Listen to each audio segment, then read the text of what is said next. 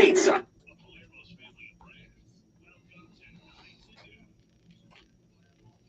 Mmm.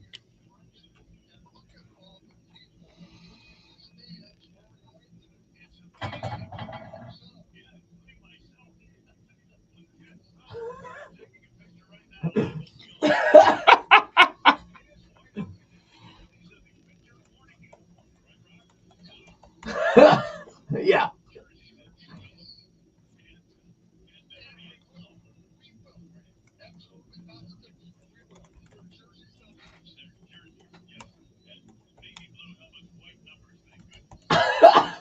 Thank goodness.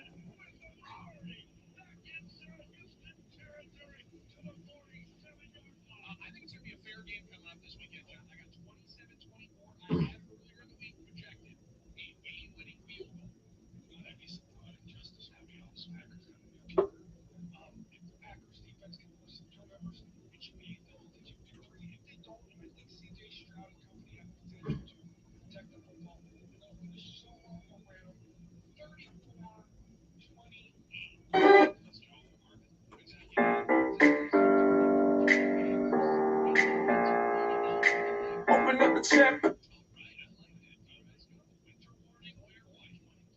Hear a knock on the door and then I come open.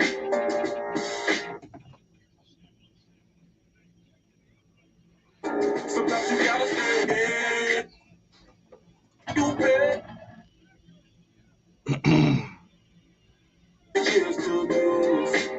Sometimes you and you know where I live.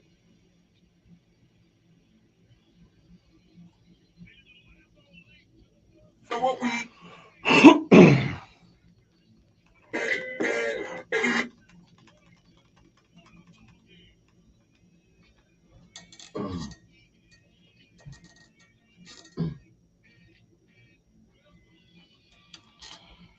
The house was rocking for a winter warning celebration, and a Victory Chicken Monday comes once again on 9 to noon. Billy Schmid alongside the master mixer of a Victory Monday montage, Armin Sarian, way to go. Beautiful job celebrating a win with the man that was on the sidelines, patrolling those sidelines, calling the game with Wayne and Larry, who you heard right there. He's our two-time Super Bowl champion. He's got his winter warning Packers t-shirt on. He is John Coon. And I know a lot of Packers fans wanted to yell Coon, as they wanted to yell just about anything they could to anybody running out of Lambeau Field yesterday. Go Pack Go chants didn't stop for quite some time leaving Lambeau yesterday. And John, understandably so, because the whole stadium was rocking yesterday. And that was a beautiful celebration for maybe the most postcard October Sunday matinee you're ever going to be able to see.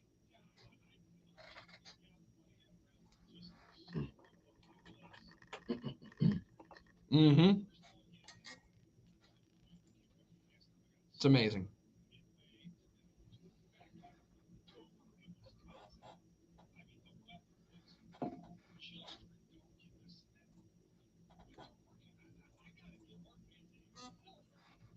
I agree. It was.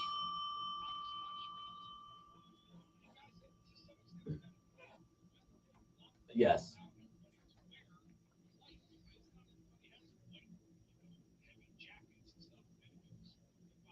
Indeed.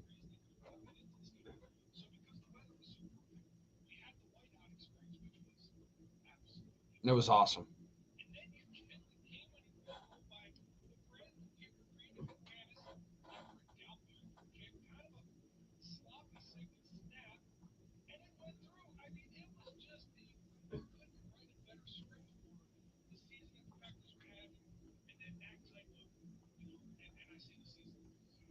Mm-hmm. Oh, yeah. Oh, yeah. Especially from the left hash.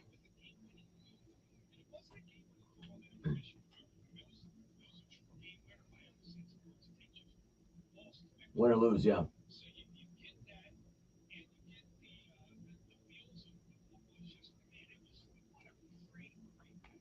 And also just think of where you were 1 year ago, right? Like I did that right away on the post game yesterday on Packers OT of 7 games in a year ago.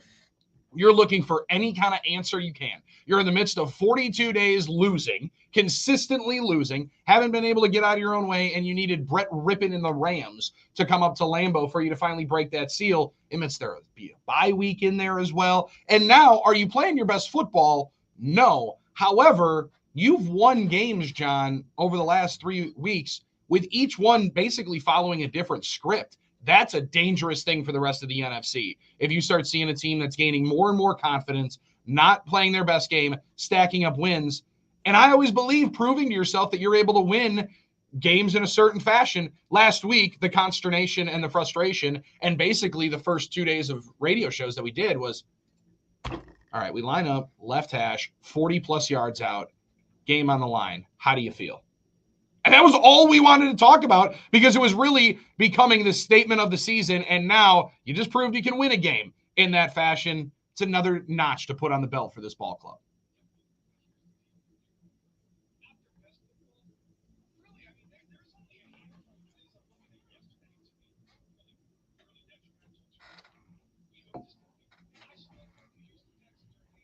Really good team.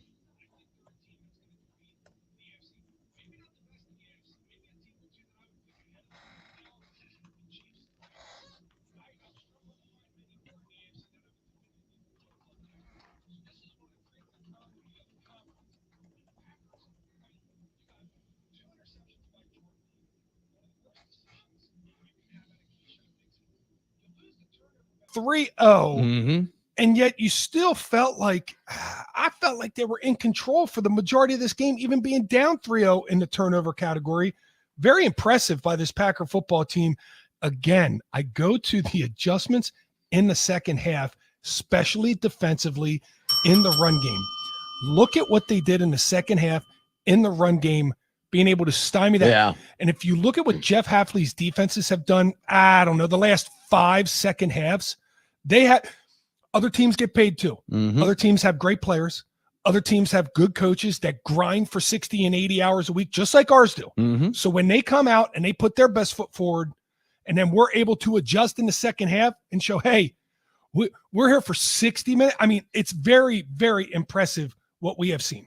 Yeah, sign up for 60 is the statement that a lot of times you make for this. And that's exactly what the Packers are able to do. The adjustment in the second half. I also thought, John, in a game where you mentioned the control felt kind of back and forth, right? Like I actually felt like the Packers in the second half were firmly in control until the last drive for Houston, where it felt like they had all the answers and all the keys because they could potentially run the clock down as far as possible. In a game that actually felt like you were losing at that particular point because you felt like Miami Fairbairn is for sure going to knock this thing through, and he ultimately does to make it a 22-21 game. But, I mean, answers to different frustrations and coaching points that we've had as we play coach on Mondays and hit up the NicolaLaw.com text line, 414-799-1973. Struggling with the talking version of the talking text line. So hit us up with all your text responses, and we'll rip through a ton of them. Try and call him, but if it doesn't work, I mean, we're trying to let you know. Well, but hey, keep trying. you never know. It might happen. Maybe it'll get fixed. Red Hot Tim Scott is what, Armin?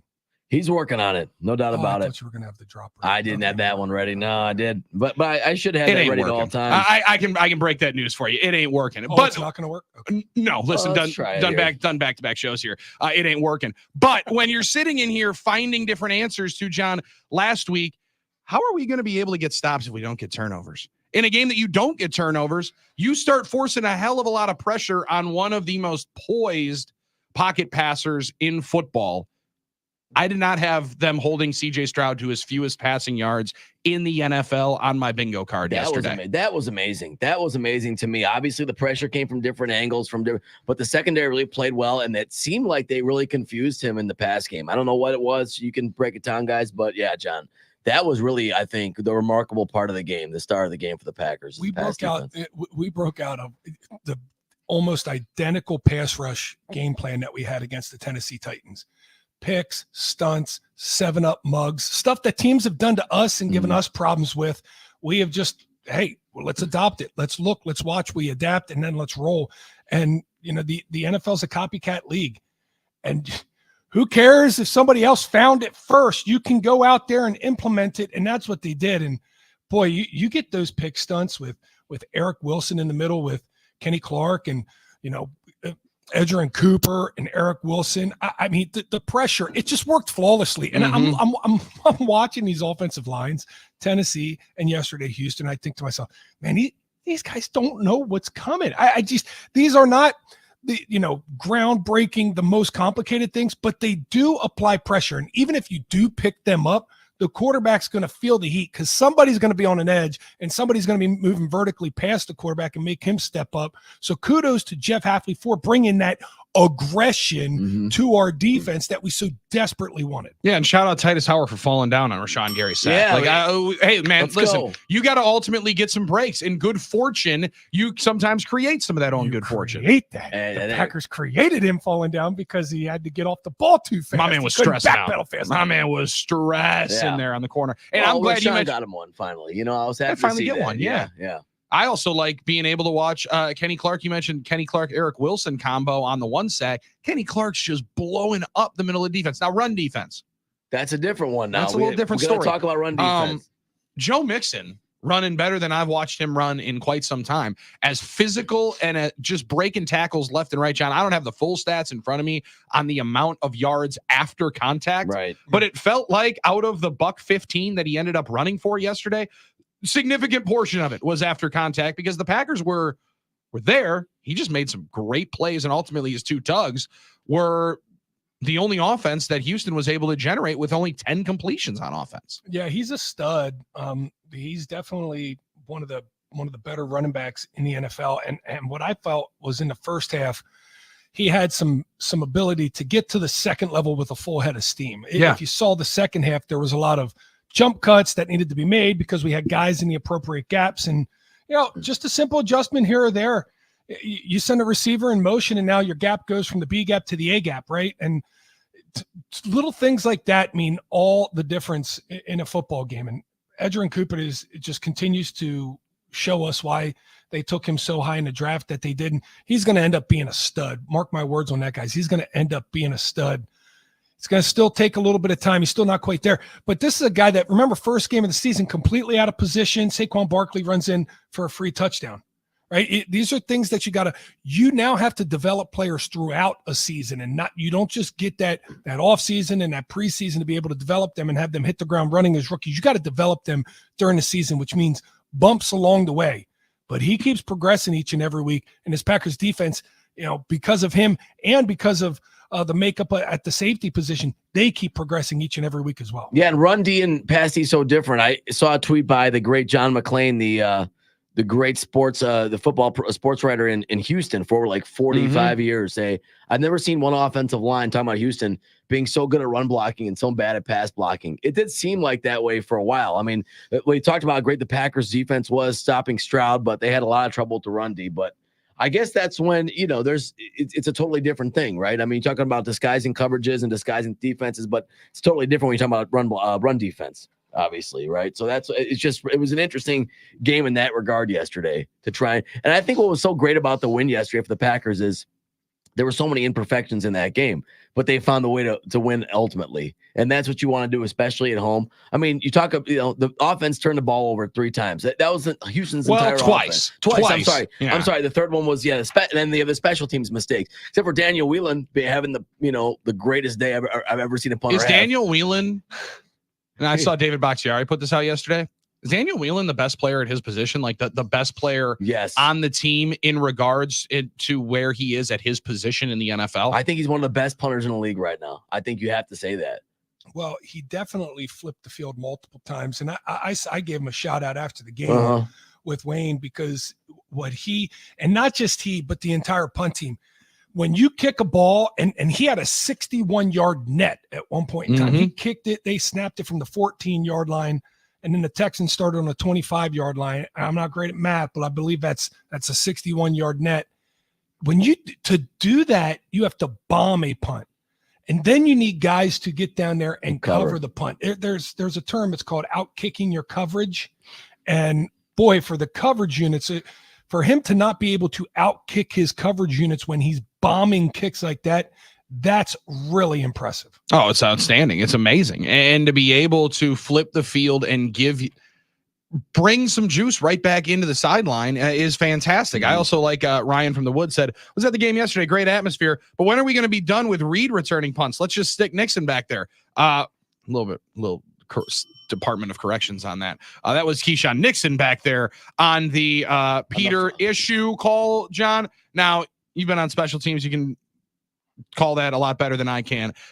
That's completely on the return man, allowing Corey Ballantyne to get that close to the ball that ends up deflecting off of his leg. And then 2 plays later, Joe Mixon's in for the touchdown, correct? Yeah, that's an awful feeling for a guy like Corey Ballantyne. You're just doing your job. Yeah. You're just blocking your guy.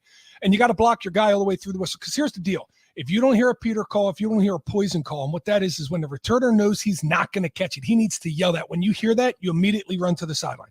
You get the heck out of the way. And there was no Peter call, no poison call. So Corey Ballantyne's blocking. Why? Because Corey Ballantyne's blocking because if Keyshawn Nixon drops the ball, his guy is blocked. Yeah, you can't say. Yeah. If he fair catches the ball, his guy's blocked. If he doesn't fair catch the ball, his guy's blocked, and Keyshawn Nixon can run. So that was an error on Keyshawn Nixon. But then we put Jaden Reed back there, and he catches the ball 2 yards deep in the end zone. There's a simple rule of punt return. You put your heels on the 8-yard line, any ball over your head. If you have to take more than one step back, you do not catch the football. You don't try and fair catch it. You don't try and catch it and run with that thing. And he caught that ball and was a yard in the end zone with the momentum that took him in there. So, again, not a perfect game, and definitely some errors that can cost us if we're playing a team that's good enough to beat us. The Texans are a team that's good enough to beat the Packers if they make errors. That's the most impressive thing to me that came out of yesterday. This was not some ho-hum team. This was not the New England Patriots or Carolina Panthers that you're playing with your food. This was a good football team that probably, if I'm being honest, this is a good football team that you're feeling the energy, you're feeling the atmosphere, and there's a couple plays that you play outside of yourself and you make those mistakes. That's natural. That's human. But the Packers didn't blink. And they kept playing. And the defense picked the offense up sometimes. The offense picked the defense up sometimes. Special teams picked themselves up sometimes. And it was a great team victory yesterday.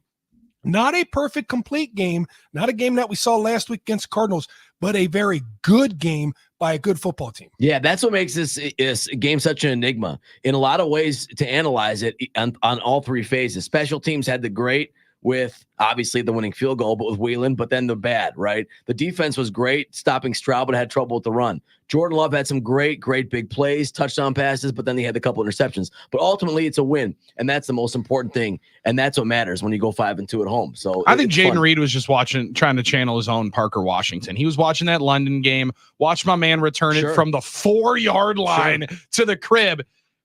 He gets away from that one. Watch out. There's a lot of green grass on the other side, but a major issue. But listen, good coaching points and good ones for us to poke through on the NickLayLaw.com text line today. Text in your submissions, your responses, your reactions to Packers and Texans 24-22 win. Special seasons made of special stories. Feels like a special win yesterday for the Packers to come back from behind, beat the Houston Texans, and a special day for the kicking department. Yeah, we'll continue that conversation as well as Matt Schneidman will join us coming up in about 35 minutes from right now. Your reaction on the other side. He's John Kuhn, Billy Schmid, Armin Sari in the winter warning, successful, clearing out the Houston Texans.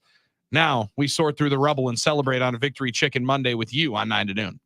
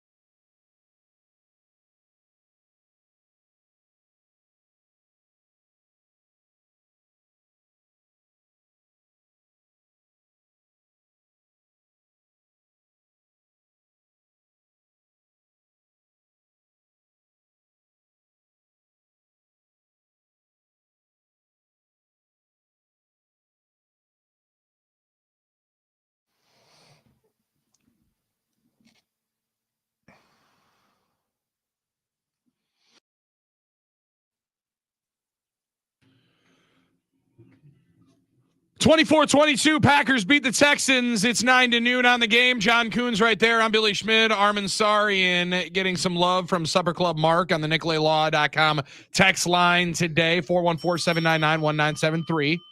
Armin, great prediction on that score. You were very close. I've thought about the same. I had 27-24, too many interceptions, and I don't like to say that, but saying he looks like Brett Favre, my new gunslinger, huh? John Coon, Armin Sarian, can we stop something here real quick?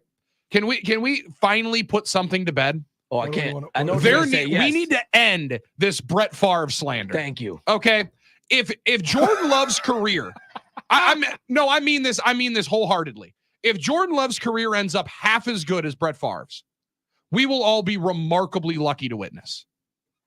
All right. He's the all-time career leader in interceptions. I completely understand that. Yeah. That's all they're saying. 3 MVPs. Oh yeah. Well, A Super Bowl championship and an appearance in another one. Okay. How many different trips to the NFC title game? This needs to calm down. Matt LaFleur saying, firing out saying with the you talking heads can stop with the Brett Favre comparisons. Matt, you'd be remarkably lucky to be coaching a Brett Favre.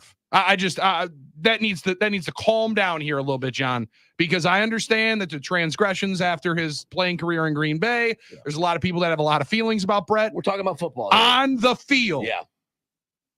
On the field, he's one of the 15 greatest to ever do it at that position. So we need to calm down with some of this slander. But the comparisons are how Brett ended some of the biggest games in his career. Multiple NFC championship games that ended on a Brett Favre interception. I mean, that's what people are commenting on. Listen, I don't think when people say there's a little more Brett Favre than there is Aaron Rodgers in this, well, yeah, there is. I mean, Jordan Love is a risk taker. Jordan Love believes in his God-given abilities to make any throw. And I love that about him. I love it about him. And yeah, if I'm going to make a comparison at this very moment, is there more Brett Favre or Aaron Rodgers than Jordan Love? And listen, this is why Matt doesn't like it, because guys inside a building, they don't want to make comparisons, right? Coaches don't like making comparisons. They hate when their players are being compared. Scouts don't like it so much. We're told when we're interviewing scouts about a new draft pick not to ask if he reminds them of anybody. They can't stand comparing players to other players. But if you are going to do it, it looks a little more Brett Favre-ish than Aaron Rodgers. Yeah, but I think the point is you're still talking about 2 Hall of Famers, and then that's good company. We're not comparing him to Gardner Minshew. Yeah, right? Like, I mean, like this is getting a little out of hand, and there's not enough respect for the career of over 500 passing touchdowns for Brett Favre as to what we're hearing right now. And it was a different era where interceptions were more prevalent industry-wide. So and I totally get it. Like, I don't know that Brett's allowed to make the volume of mistakes early in his career in today's NFL as he did with Mike Holmgren. However, if you're getting that much biscuit, John, you're able to risk it quite a bit more. And he was eating all the biscuits he could in the 90s. And listen, interceptions were more prevalent because it was harder to throw back then, because quarterbacks can get hit and receivers could get hit. And it was just tougher. It was just tougher. But we're living in an age where we're throwing the ball more. And because of those said rules that give it the appearance that it's safer, you're going to throw and you're going to risk even more. So I don't know if it is more. We're seeing interceptions. I mean, Patrick Mahomes has more interceptions than touchdowns this year. They both have 8. I don't think we can look at interceptions in the exact same light that we used to. You don't want them because they're turnovers. You can't have them because they're turnovers. But quite frankly, I mean, think about Jordan Love's first interception of the game. And I don't want interceptions either. But can we please just settle down on that? Let's let the game play out. Because if Jordan Love, if he doesn't feel confident enough to rifle that ball to Romeo Doubs on the first drive of the game that turns into a tipped ball interception return, if he doesn't have it in him to throw that because it looks a little tight, maybe he doesn't throw 2 slants to Romeo Doubs on the last drive of the game to secure the game-winning field goal. I mean, these are the looks that you have, and you have to have the conviction that you're going to throw them. So, yeah, I will accept that first forced slant to Romeo Doubs that turns into an interception because it leads to him feeling like he can make those throw to Rome when the game's in the balance. And then the second interception, I mean, he had pressure on the outside. He's trying to get rid of the ball. He's trying to throw. It's the pressure that doesn't let him step and follow through the football, and that's why it comes out high. And the safety made a great play on it. And by the way, he was throwing it to his tallest, most bounciest receiver. So if anybody's going to catch a high ball, it's him. I didn't mind. I don't like him. We don't like him. I didn't. I'm not going to just crush those interceptions because I know what's going on. I can see the big picture in why he's throwing the passes that he's throwing. We know that a game hangs in the balance of a few bounces sometimes and a few calls sometimes. Well, in this matter, they did. It made the game closer than what it even would have been. So I like to credit Jordan Love for his throws that he did make, just as much as pointing out, man, these throws are close. These throws are close. These weren't – I've seen Jordan throw some interceptions that were very questionable decisions. These decisions did not necessarily bother me that much. But keep this in mind. If he doesn't have the conviction to try and throw that ball down the middle to Christian Watson to force that throw, does he make the throw to Tucker Kraft, which is to date the best throw I've seen in the NFL this whole season. The best throw in the NFL this season just happened yesterday at Lambeau Field. Jordan Love to Tucker Kraft. On the field, I could not believe that it looked like wizardry. You know what it looked like to me? It looked like Aaron Rodgers to Greg Jennings in the Super Bowl. That's what it looked like. Yeah, between two guys, right? That little tiny window there. Absolutely. I think for me, guys, it's more, if you want to draw comparisons, I understand it's a natural instinct because he's a Packer quarterback. So you're going to draw comparisons to other Packer quarterbacks. I'd rather just let Jordan Love be Jordan Love. Yes. That's my point. And there's you're right. What you say, there's an optimum level of risk taking that will include some interceptions. It's not always bad to be to totally. I've been lucky enough to do shows on Mondays since like 2017, 2018, 2019. Throughout all that run, the biggest gripe I heard about quarterback play in this city, in this town, in this state. Aaron Rodgers just doesn't take enough risks. Every week we heard. Did he throw enough interceptions? He doesn't drive the ball through those windows. He's got to take more chances. All right.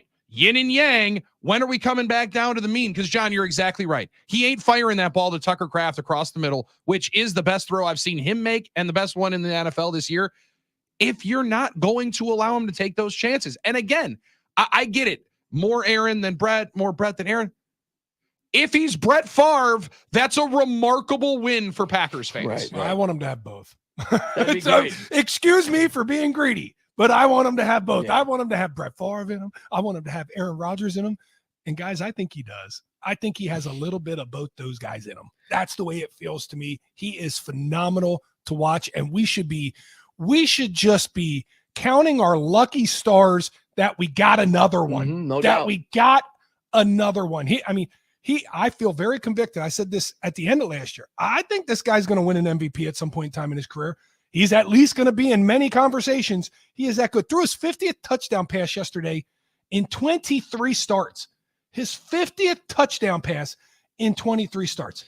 That is disgusting. That's phenomenal. And his volume right now is crazy. His stat projections are going wild. It's like he's projected to get like 40-some touchdowns and 20-some picks, which is amazing. Wild run. He's missed 2 games already this year. Yeah, he leads the NFL in picks, and he missed 2 games. And he's close leading in touchdowns as well. So I think you take that any week. Now, I'm not going to sit here and tell myself I want interceptions. Nobody ever wants interceptions, but you're right. You want your guy to be able to make plays, but big plays are important. It's the style of interception, Armin. Not all interceptions are created. They're not. Some are just like stats are stats, and not all stats do not mean the same thing. Those interceptions yesterday, I thought the throw to Rome, the first one, was risky and the trigger needed to be pulled sooner, just slightly sooner and slightly more inside. But goodness gracious. I mean, that one does not bother me that much. And the throw to Christian, what do we want to do? We want him to take the sack. No, I love the fact that he's going out there and these are the interceptions we're getting. Tipped balls, a little bit high of a pad, and it's not decision making where he earlier in the season, first game against, I believe it was Minnesota, that he came back from injury. I thought 2 of those interceptions were bad decisions, like the game, not reading it right. I didn't think so in this case. Yeah, I think circumstances lend it's part of that too. There've been a lot of weird plays, some tip balls. I think we're going to see the volume drop a little bit. The pace of interceptions is going to drop, and maybe touchdowns as well. We're going to have a game where there's not one. I think it's going to happen. It's going to start to, to the waters will calm in that regard a little bit. But when you have a team, and this is the other thing, this offense seems to be able to hit those the jackpot plays. And when you can get big plays, you really help every piece of analytic in football says big plays, explosive plays are what changes games. And the Packers have definitely focused on that, created an offense around it, and are adept at being able to do that. I mean, even with the mistakes yesterday, we hit the jackpot plays, and that's what's helping this team win. It covers up mistakes. It can cover up lack of consistency in an offense or defense if you can get those big plays per game. And the Packers got them yesterday. That's why it was hard for me yesterday to hear, well, Jordan didn't have his best game. He played bad. I'm like, I'm not really sure. Because if you're able to hit those big plays per game, you're accomplishing your goal most of the time. The fine folks who, I love almost none of their work. However, I love the Twitter account that just posts like any and every stat that you could possibly imagine. Jordan Love when trailing yesterday, 19 of 25, $173, 3 tugs, no picks, 133.8 passer rating. That's the funniest part of all too, because when you watch his interceptions, a lot of times we're in a good spot and an interception happens and it puts us in a bad spot. And then guess what? He digs us out of that bad spot. Then we get in a good spot. Then an interception happens. Then we get in a bad spot. Make it fun. Then he digs us out of the bad spot. He's just trying to make it fun. You hit it on the head there. I mean, it's man. And it is. And that's what feels like Brett, because Brett threw his interceptions a lot of times when we were in good spots. I mean, it's amazing, but he is a phenomenal quarterback who was pretty damn good yesterday. Yes, 2 interceptions, but pretty damn good yesterday. Yeah. And as the 715 said, Jordan Love is the engine of the team. He has to let it rip, especially to those stud receivers. It's the only path forward. And our path forward on a Victory Chicken Monday is in celebration mode. Don in Caledonia is a little sick and tired of it on the NicoletLaw.com text line. It doesn't matter how many turnovers, how many interceptions Love had. It's a Victory Chicken Monday, guys. Let's go. Let's talk about this amazing defense and get some positive vibes going. And we got the engine. Right? We got engine. Running a train. Okay, let's go. All across the AFC Jock South. Jams, Packers 90s is back, baby. Packers 90 intros is back. Let's go. We finished the AFC South train coming up next week when we run through the Jacksonville Jaguars. And you want to talk about Victory Chicken Monday. They like chicken and waffles down in Jacksonville. Yeah. So we'll bring some of that up here to celebrate with us. 414-799-1973. Text line is open for you. Matt Schneidman joins us in 20 minutes. It's 9 to noon on the game. Hey guys, Billy Schmid, and Underdog Fantasy is my favorite way to invest all year long on the NFL. Their NFL Pick'em game is one of the best ways to be involved with games. Whether you're at Lambeau Field, trying to check up on all the other games going on in the NFL, or just sitting on your couch, scrolling, enjoying Scott Hansen's coverage, running through Red Zone, watching the game on one TV, keeping tabs on all the other games on your Underdog Fantasy app, because your picks to click are exactly how you win. So all you do is select higher or lower on your favorite football player stats this fall. Passing yards, touchdowns, what have you. And Underdog tracks your picks, let you know how close you are to winning. It's my favorite way to invest. Making picks on the Underdog Fantasy app is straightforward, and signing up is even easier. Go download the app today or sign up at UnderdogFantasy.com. Use promo code Billy, and Underdog will give you a free pick to use on your first cash pick'em entry, plus up to $1,000 in bonus cash when you make your first deposit. That's Underdog Fantasy, promo code Billy. Claim your new customer special of a free pick and your deposit offer. Must be 18 plus and present in a state where Underdog Fantasy operates. Terms apply. Concerned with your play? Call 1-800-GAMBLER or visit www.ncpgambling.org.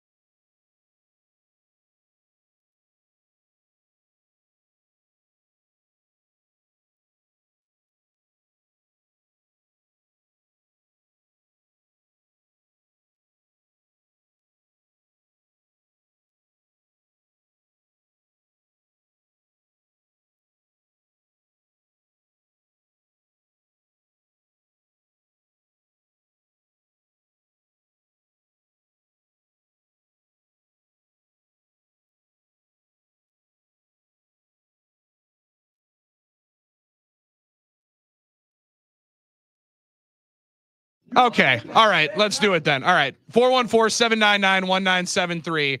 It's 9 to noon on the game. Matt Schneidman's going to join us in a matter of moments. We only have a couple of minutes, so we got to get into this if we're going to do this. So Armin Sarian, John Kuhn, yesterday on Twitter, right away, whiteout looked like a success on TV. Almost everyone had it on. For the Packers fans wearing green at Lambeau Field today, I only have to wonder what goes through their heads. Honestly and sincerely, I don't understand. Honestly, I was trying to get some understanding on it because I don't get it. If you know, and some people said I got good responses, and it made me reconsider. Okay, if you don't know the winter warning whiteout's going to happen, that's one thing. I don't know how it's been marketed a lot, but maybe you just didn't know. Maybe you don't go on social media, or you don't watch the news or listen to it. Maybe you don't know, or maybe you don't have a white shirt. It'd be one thing if it wasn't 78 degrees. Some people, I guess, don't own a white shirt. If it's 78 degrees outside, just digging his way now in. if it was 40, I get it, because nobody owns a white jacket or a white coat most often. So if it was you can't wear it after Labor Day, right? I don't expect someone to buy a whole new white coat for this. So if it was 48 or 50 degrees, I wouldn't have had a problem. If there were free shirts, there weren't. So that's another thing I have to admit and say. There were nice little scarves, though, John. Did you see those scarves that people were rocking? Those look kind of fun. Yeah, the white cheese heads were really cool. I thought that was cool. Hey, there is Swiss cheese out there and white cheeses. Yeah. But dead serious, Armin. Serious. Do you regret putting that tweet up and shaming people into having to feel like they should have bought a jersey, or they shouldn't live, as you're kind of saying, under a rock? Like, do you feel bad for shaming these people? Like, should you take that? I think you should take down your tweet, is what I think. I'm not taking the tweet down. You're giving a bad name to all of us here by making that comment. You're making it sound like we all feel the same way you do about I would this. agree. Like, I thought the whiteout looked awesome. Hold on now. But I'm not out here telling anybody what they have to wear to a game. Let's back the truck up. I'm just happy it was all Packer fans and there weren't any Texan fans there like we've seen from time to time. Yeah, only a couple little bits of red in there. I rebuke the notion I make all of us look bad. I think everybody knows when I'm tweeting, it's my own opinions only. I'm not. That's why I did in your bio? Is it in your bio that it's only your opinions? It does not reflect Kuhn or Billy or the station. I don't have characters left in the bio. I'll have to take out my prom king thing. I just commented, John, on it right away when I saw it.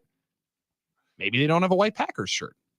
Like, I mean, I don't know. I thought that would be an option. Armin, sorry. If they truly and sincerely don't and can't afford one, then I guess I'll accept that as a reason. I'm skeptical, though. I'm skeptical, though. I know what Packer tickets cost. There's Packer t-shirts for $25 on the internet right now. You're telling me you don't even have a white t-shirt? Are you telling people what to spend their money on? You can't do that, dude. I'm not telling you just bought tickets for a couple $100 a piece. Exactly. You bought tickets for a couple $100 a piece, and you're not going to spring the extra 25 to be part of the whiteout to make another 100. Because that's just the easiest thing for people to have. So I'm going here with my son and my daughter and my wife. So I got to buy another $100 at least, because we just got to get the lowest bargain barrel t-shirts for, you just said 25 a pop. We got to add that on to the, I don't know, couple $100 you spent. We did talk about it last week. Luddy did a great clip on social media that it's the second highest resale ticket of the entire season. Right, so don't tell me you can't afford the ticket if you're buying the ticket. Luddy's great. Luddy's great. He was all over yesterday on Twitter. No, you just spent all your entertainment money on this, so now I got to buy more? Billy, I didn't get to go to a lot of Packer games when I was a kid, so the first one I went to, I made sure my fit was correct. I came correct as a 12-year-old. I had all my newest Packer stuff that I asked for Christmas. So much worse. And that's fine. You know what? I'm standing on business on this one. You could have got. I don't think you should. I think you should take down the tweet. I think you should take that. Should we put out a poll? We're going to put out a poll at 9 to noon. Should Armin take down his tweet? Hold on. All right. Try your filibuster. You can give me every excuse in the book, okay? But the reality is, on a 78 degree, the Packer fans that didn't wear white, when it really came down to it, because they wanted to feel like they were more important than the collective fan base that was going to move in a collective direction together to make a concerted effort together to help the team win and to do something that's part of a Green Bay fan nation. We're doing this together. We're part of something bigger than ourselves. No, you thought it'd be cool to wear your green jersey because you thought the cool jersey was cool. Wear the jersey any other game. Man, it's a white out. It's a white out. To wear a white shirt. Everyone owns a white shirt. You would have been more of a Packer fan wearing a white blank t-shirt than your green Packer t-shirt. You knew. So my nips can be showing to everybody when I'm sweating in a white t-shirt at almost 80 Your degrees. nips don't show when it's warm out. Your nips show when it's cold out. Come on. When I'm sweating in a white t-shirt, Armin, like you just said, a plain white t-shirt probably will. Okay, come on. It's I mean, like I'm so sweat. confused. I'm confused as to where this venom comes from. It comes from. You really believe somebody's sitting at home while he's doing the 3 S's before the game on Sunday saying, I don't know, Billy. I'm going to stick it to every single one of those weird souls, John, that's wearing white, because I'm going to wear green because I can and I want to. I don't know, Billy. That's why. That's why I'm asking. It seemed like it to me. Wow, that is wild. I also heard that they were out of white stuff at the shop and people didn't know and they couldn't get it. All right, I accept that. They're buying it up. I'll say this. I'm not 100% correct on this. On this part. If they weren't free shirts, if there were free shirts there and you didn't put them on, that's what I really would have a problem with. But I understand that some people might not have. And by and large, a majority of Packer fans had the white on. So in general, it was a success. I was just curious what goes through someone's head on winter warning day when they know it's a whiteout to put their green shirt on. That's just what I'm saying. There's a lot of Nooners that are really disappointed. I knew I'm glad there are. I'm glad we're not the only ones that are annoyed. And I've been getting it all night on Twitter, and that's fine. You know what? So be it. Not everyone's going to agree with your take. I'm not taking it down. And guess what? I wasn't ratioed either. It wasn't like this was my worst tweet ever. I've had a lot worse. Stuart from Madison, Armin, if you're standing on business for this, you aren't getting any taller. That's good. That's a quick trip take of the day already. That is a funny tweet. I'll give him that. Call me whatever you want. If it's me, I'm going along with what we're doing as a fan base. Armin, I want to find a better hill to die on. Oh my gosh, this is great. At 9, the number 2 Noon on Twitter. Nooners, we need your help. Should Armin take down his shaming tweet? Get to work. Let him know. All right, let's vote on it. Bennett from Brookfield. Oh man, producer of the year really getting to Armin's head. Put that pinky finger down, man. Jeez. Just get that. Okay. No, you're just ritzy. You're just shaming everybody else for not being as affluent as you to be able to drop a couple $100 on these tickets. Yeah, $20 shirt. Another $50 on a sweatshirt. Maybe you're getting a little cold. Just fantastic. And now you drove a wedge, and it's a victory Monday, and now people are talking about gold package versus green package. Armin! I didn't need to do this. That's not my fault. That's their problem. Wow. Hey, at least we got somebody that believed that the Packers fans were going to be the difference in this game, John. The difference in this game. Oh no! Overall, I applaud Packers fans. They weren't though, because that son of a gun sitting there in Shawano decided I'm going to wear my green Don Mikowski jersey. Wow, that's Armin Zarian right there, shaming Packers fans, electricians, plumbers, truck drivers. I love plumbers now. Actually, any good hearty souls cheering on the Green Bay Packers. Armin Zarian, not a big fan of you. John Kuhn. Big fan of Packers fans, loves Packers fans, and loves the reaction walking out of the stadium that he gets from Packers fans because they were all excited yesterday. And Matt Schneidman going to have himself I would assume, fun day as his favorite baseball team had a successful weekend. The football team he covers had a banger of a game yesterday. We'll discuss it coming up next in hour 2 of 9 to noon on The Game.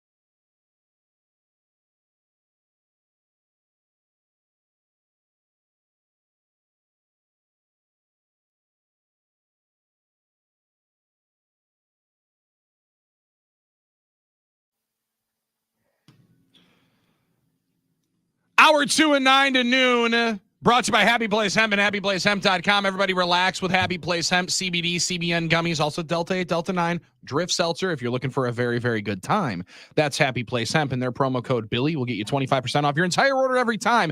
Great hemp-related products. We use them all the time.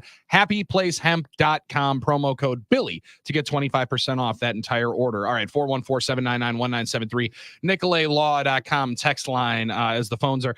We're working through, but right now we're dominating the texts here, and I actually got a personal text that's going to add to our conversation here, John Kuhn. Lil Pipe dropped this note. Armin didn't have one lick of white on yesterday.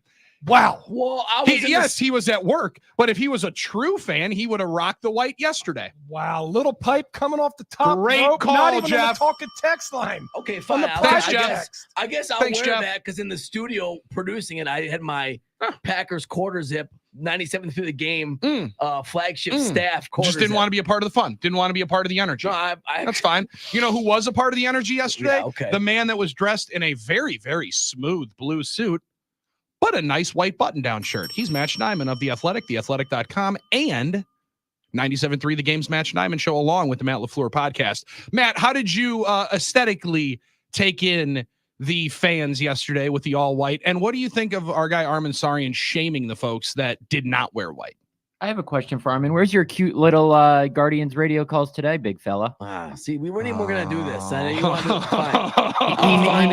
He not only played the Spanish version when I came onto your show last Friday, I did but he played the English version of the Yankees call of John Kenzie Noel's home run when I went on to Mike Heller's show. Then Mike Heller tried to say, oh, we're only playing it because John Sterling was too excited when he made the call. We want to get your thoughts on that. Yeah, okay. Where's your little cute calls now, Armin? Hold on. Was there no. After you said you wanted the big markets to win because you didn't want these small market World Series, then you switched up on me. We don't want you back on the bandwagon. I didn't switch up on anybody. I'm not part of the bandwagon, but I did spend half the night defending the Yankees and this morning on Twitter for you. Okay? You said you wanted the Yankees to beat the Royals, and then you come on rubbing the Guardians Spanish language home run call in my face. That was a program. You're not welcome back. That was a programming decision. I got something for you. You're not welcome back. Jumping on that bandwagon. I really don't. Can I jump on the bandwagon? I got one Yankee sweatshirt. No, you're not welcome back either. He said it was a program decision, so you're in that too. Damn. Program. I did rock the Yankee sweatshirt. It's one of you own one? Oh yeah. I got it. It's a good one. No, you're not comfy. welcome. But more importantly, there was no John Sterling slander, right? I'm in love with the fact that he's calling these games. He called that game winner, and my man had the full fur coat on. You want to talk about aesthetically pleasing when he's fired up, finishing that bad boy up. A Soto photo. There's not many. He's 5 years old. It's amazing, dude. There's not many better ever than him. What's the deal? He retired mid-season and he's back for the playoffs. Well, he retired. He started the season calling games. Then he was like, I can't do this anymore. So he retired, then came back for the last 2 weeks of the regular season. Now he's doing the playoffs. Smart. That's the way to go. Yankees win. I love that guy. Best. Yeah. He's the best. All right. Now, Armin's going to get back to shaming people on Twitter for wearing green jerseys yesterday at the Packers game. Yesterday, in the defensive effort or the late game finish with the special teams and offense, Matt, what's your most impactful performance yesterday from one of the sides of the ball? Yeah, I would say just from a whole game perspective, it was the defense. And, I tweeted this out a little while ago, but a crazy, crazy stat. Let me enlighten everyone for a second here.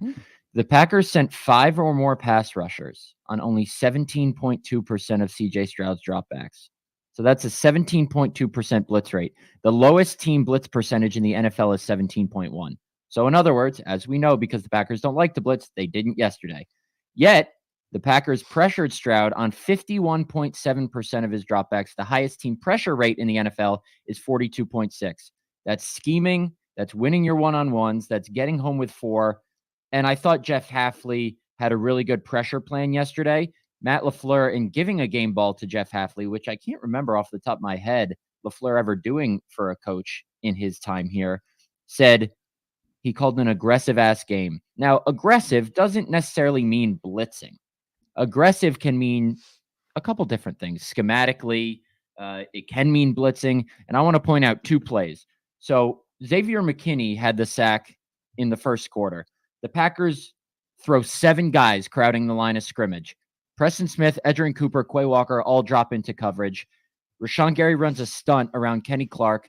Dalton Schultz, the tight end, goes to block Rashawn Gary. Then he's like, oh, Kenny Clark's in the way. I can't do it. Xavier McKinney runs right by him to sack CJ Stroud. That's scheme. That's execution. But then later in the game, late in the third quarter, they present a similar look with 6 guys crowding the line of scrimmage. Edgerrin Cooper and Eric Wilson stood up over the center and right guard, but the right guard and right tackle have to block Van Ness and Anagbari. Then if you watch post-snap, Edgerrin Cooper runs kind of like an angled rush. He's not even trying to sack Stroud. He's just trying to clear out space for Wilson. Wilson runs a stunt around the left of Cooper, easy sack. It's a combination of scheme, execution, timeliness. The Packers were really good pressuring Stroud on third down, not conservative. That's what this defense needs to be. And I thought it was really impressive from Jeff Hafley and his players yesterday. It's a great way to incorporate things that teams have done against you that may have given you problems or fits, i.e. Minnesota, and say, okay, I actually like that. Kudos to you. Good job. We can use that as well. We'll start throwing that in on our side when we're on defense. So I agree with you, Matt. I thought defense played exceptional. I thought Daniel Whelan had the game of his life yesterday. And quite frankly, I thought Josh Jacobs, even though I mean, the stats are not like blow up stats, but I thought Josh Jacobs had himself a hell of a game yesterday as well. So quickly on Josh Jacobs, then I want to give a little anecdote about Daniel Whelan. Josh Jacobs, 6.3 yards per carry on 12 carries. And how many of those carries are just clear lanes? Off the top of my head, I haven't watched back the tape yet. I'm going to in a little bit. Not many. He gets the tough yards. He turns negative 1 yard gains into 3 or 4 yard gains. And then he can get through small holes. His cutback ability is really impressive. So I thought a strong game from him yesterday. Then they obviously got him his first touchdown catch of his career after 211 receptions without one. On Daniel Whelan, so he obviously had a tremendous game punting. Those 3 consecutive punts of, I think, 62, 61, and 66, just Amazing. Crazy. Yeah. But even more impressive, I thought, was his hold on the final field goal. Matt Orzik said after the game, that snap was way, way lower than he wanted it to be. It skimmed off the grass. Yeah, that was Daniel a winning Whelan play. doesn't save that, the Packers lose that game. Now, it's not just that play. We learned after the game from Brandon McManus and Daniel Whelan that last summer during camp, Daniel Whelan's rookie year, each night in the team hotel during camp, he and Broughton Hatcher, who was a Packers long snapper at the time, would do 100 snaps and holds per night. Daniel Whelan was raw as a holder. This week, Brandon McManus is admittedly picky about how he likes the lean on his ball. So Daniel Whelan back at his house would practice receiving the snap and holding it with the proper amount of lean that McManus likes. Those are the anecdotes post-game that I enjoy because it tells kind of a deeper story behind what goes on the field than we obviously saw when it mattered most. Daniel Whelan saved the day, and he said yesterday, pretty much all that practice paid off, and it saved the Packers the game. I like that anecdote, Matt, because now also the quote from Brandon McManus saying guys are already calling him dad and uncle, like that's a good one since he's already the oldest guy on the team by a long shot. But having somebody who's been there, done that at that position to instruct somebody and 2 young guys at that position, I wonder how much of that Goody in hindsight can look back at when he talks about wanting a veteran kicker, not realizing that those would be some of the unintended consequences of going with Narveson and Carlson as rookies of, yeah, they can all grow together. However, if you don't have an adult in the operation to tell you, this is how we want it, this is how I want it, this is exactly how it goes, maybe that precision is something that they could have used over the last 18 months at that position. Right. And, I realized yesterday, 2/3 of the Packers specialist group have won a Super Bowl. Brandon McManus and then Matt Orzik with the Rams a couple of years ago. So good one. From a football perspective, we obviously know all the legal stuff that happened with McManus. We covered that last week. From a football perspective, this is why Goody wanted him. Goody said last Wednesday that he wanted a kicker who'd been through the fire, who had been in high pressure situations. McManus has. This was old hat to him. Whelan said post-game yesterday, McManus had no emotion before that kick, so it helped him calm down as a young player, a second-year player in this league. McManus said he was glad the Texans called the timeout so soon before his run-up because it gave him a practice kick to see how the wind was and everything. McManus said he chose to kick off the other way in the third quarter because then he would be kicking with the wind at his back in the fourth quarter. That 45-yarder, I mean, Braden Arvison, as Goody said, is a young kicker figuring things out and struggling on the go in this league. Packers don't have time to go through that right now. He had missed 4 field goals this season between 40 and 49. Brandon McManus, it wasn't right down the middle, but it looked pretty comfortable for him making that happen. Well, the first one was it wasn't right down the middle because it was a bad snap. Yeah, exactly. It was a bad snap. And rescued you it. think so to be able to be able to go through your steps and your swing, trusting that the ball is going to be where it's supposed to be because it's not already there. You just have to swing your leg through an area that you hope the ball is going to be set up and aligned on. That's a pro move. And you listen, I watched Brandon McManus in pregame doing his kicks. I mean, for watching the last 2 years, watching young kickers go out there and do pregame, and they come out full of piss and vinegar, and they're just trying to crush balls, and they're going at a mile a minute, and you're wondering if they're even thinking or if they're just moving, if they're just going. Brandon McManus had a real deliberate, kind of thoughtful way of warming up. It was not. He didn't speed through. I didn't see him sweat at all. And it was a warm day for October in Green Bay. I didn't see him sweating at all. He was kind of just going through his process, and it was smooth. And I watched him in that direction. And I kind of had a feeling the Packers were trying to play a little bit of field position there in the second half, the way that they, or at least the direction they wanted to go in. Because in that direction at the south end zone, he kicked a 60 and a 61-yarder. I watched him do it. And then he said he kicked a 65. Too. Yeah. So I mean, that's to be out there, and I mean, it was fascinating to watch because you knew this guy had been there, done that, and the moment was not going to be too big for him. The game was not going to be a bit too big for him. I heard a lot of people last week, Matt, talk about, well, what's it going to be like? How is a kicker going to come in here after we've cut 2 kickers this year already? How are they going to handle that pressure of such a short leash? This guy did because he's been there, done. He's got nothing to worry about. I'm very impressed with him. Yeah, I agree. I mean, it's one kick, so we'll see if this continues. It's obviously been an up and down roller coaster for the Packers at kicker the last couple seasons with Anders Carlson and Braden Arvison. But Kenny Clark said yesterday, he said, we've been looking for a kicker for a long time. Hopefully this one sticks. And certainly a good first impression from Brandon McManus. That veteran presence certainly helps. And for Whelan, I mean, I went back. I think this is the 8th kicker that's been on the Packers since Daniel Whelan got here last May. It might be. And you know what? They all have different processes. You know, another thing. That's what he said. I talked to McManus before the game, and I said, how'd you keep in shape? How'd you keep ready to go? And he's like, it's just your normal weights and conditioning. I'm like, I mean, you went to kick at high schools. What did you do? He goes, yeah, I went to kick at a couple high schools, and I thought he said a par 3 field or something. That's like awesome. He kicked at a light post. He said he went to a field and kicked at like a literal light post for accuracy. That works. That's what I was getting at. He didn't know. But Go ahead. John discredits the work the reporters do during the week. We knew that on Wednesday. Oh, wow. Our listeners just didn't know it yet until today. But Matt, what do you make of the numbers for Jordan Love's season? I mean, like he's middle of the pack rating wise. I think he's 29th in completion percentage, but he's leading the league in touchdowns, leading the league in picks. So like there's a lot that you can make of it. He's also missed 2 games. How do you right now take in the 5 games that we've watched him play and the numbers that he's put up? Yeah, I think he obviously needs to clean a lot up. Again, an interception on first down where he probably could have made a much smarter decision on that play. But at the same time, they're not going to, rein in Jordan Love. It's that aggressiveness that helps them in many situations. Love said it himself after the game. He needs to learn from the interceptions, clean those up, but he's not just going to be timid now.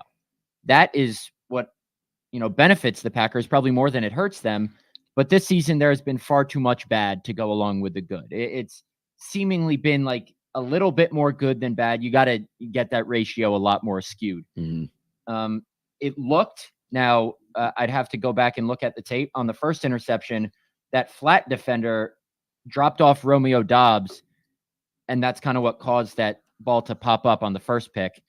And it made me think about the Vikings game where the linebacker dropped off the Tampa 2 through route, dropped down, caused the ball to be intercepted. That's the play Christian Watson got hurt on. So I don't want to say Jordan Love predetermines where he's going to throw the ball, because I don't know nearly as much about the quarterback position as he does, but that's what it seems like on the surface.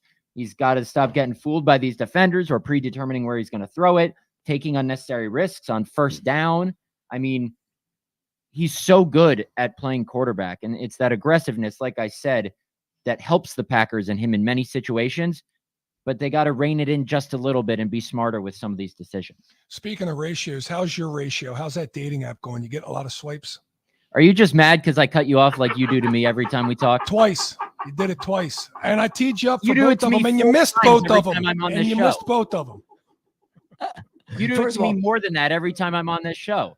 Can I say a lot of people That's love kind of the our dating thing. app combo. I heard about it at the Admirals game. Oh, wow. I heard about it from Chandra, who listens to our show. Mm, on the yeah, Packers Radio Network. Chandra Lynn. Yeah. Yes. So people love that I like that she's conversation. listening to our show. Oh, Thanks, she Chandra. loves- John the should show. give it out, but he's having a little trouble taking it when I Pause. finish his sentence for See, him. it's not about me. That's folks, okay. here. I just asked you a question. That's all I did.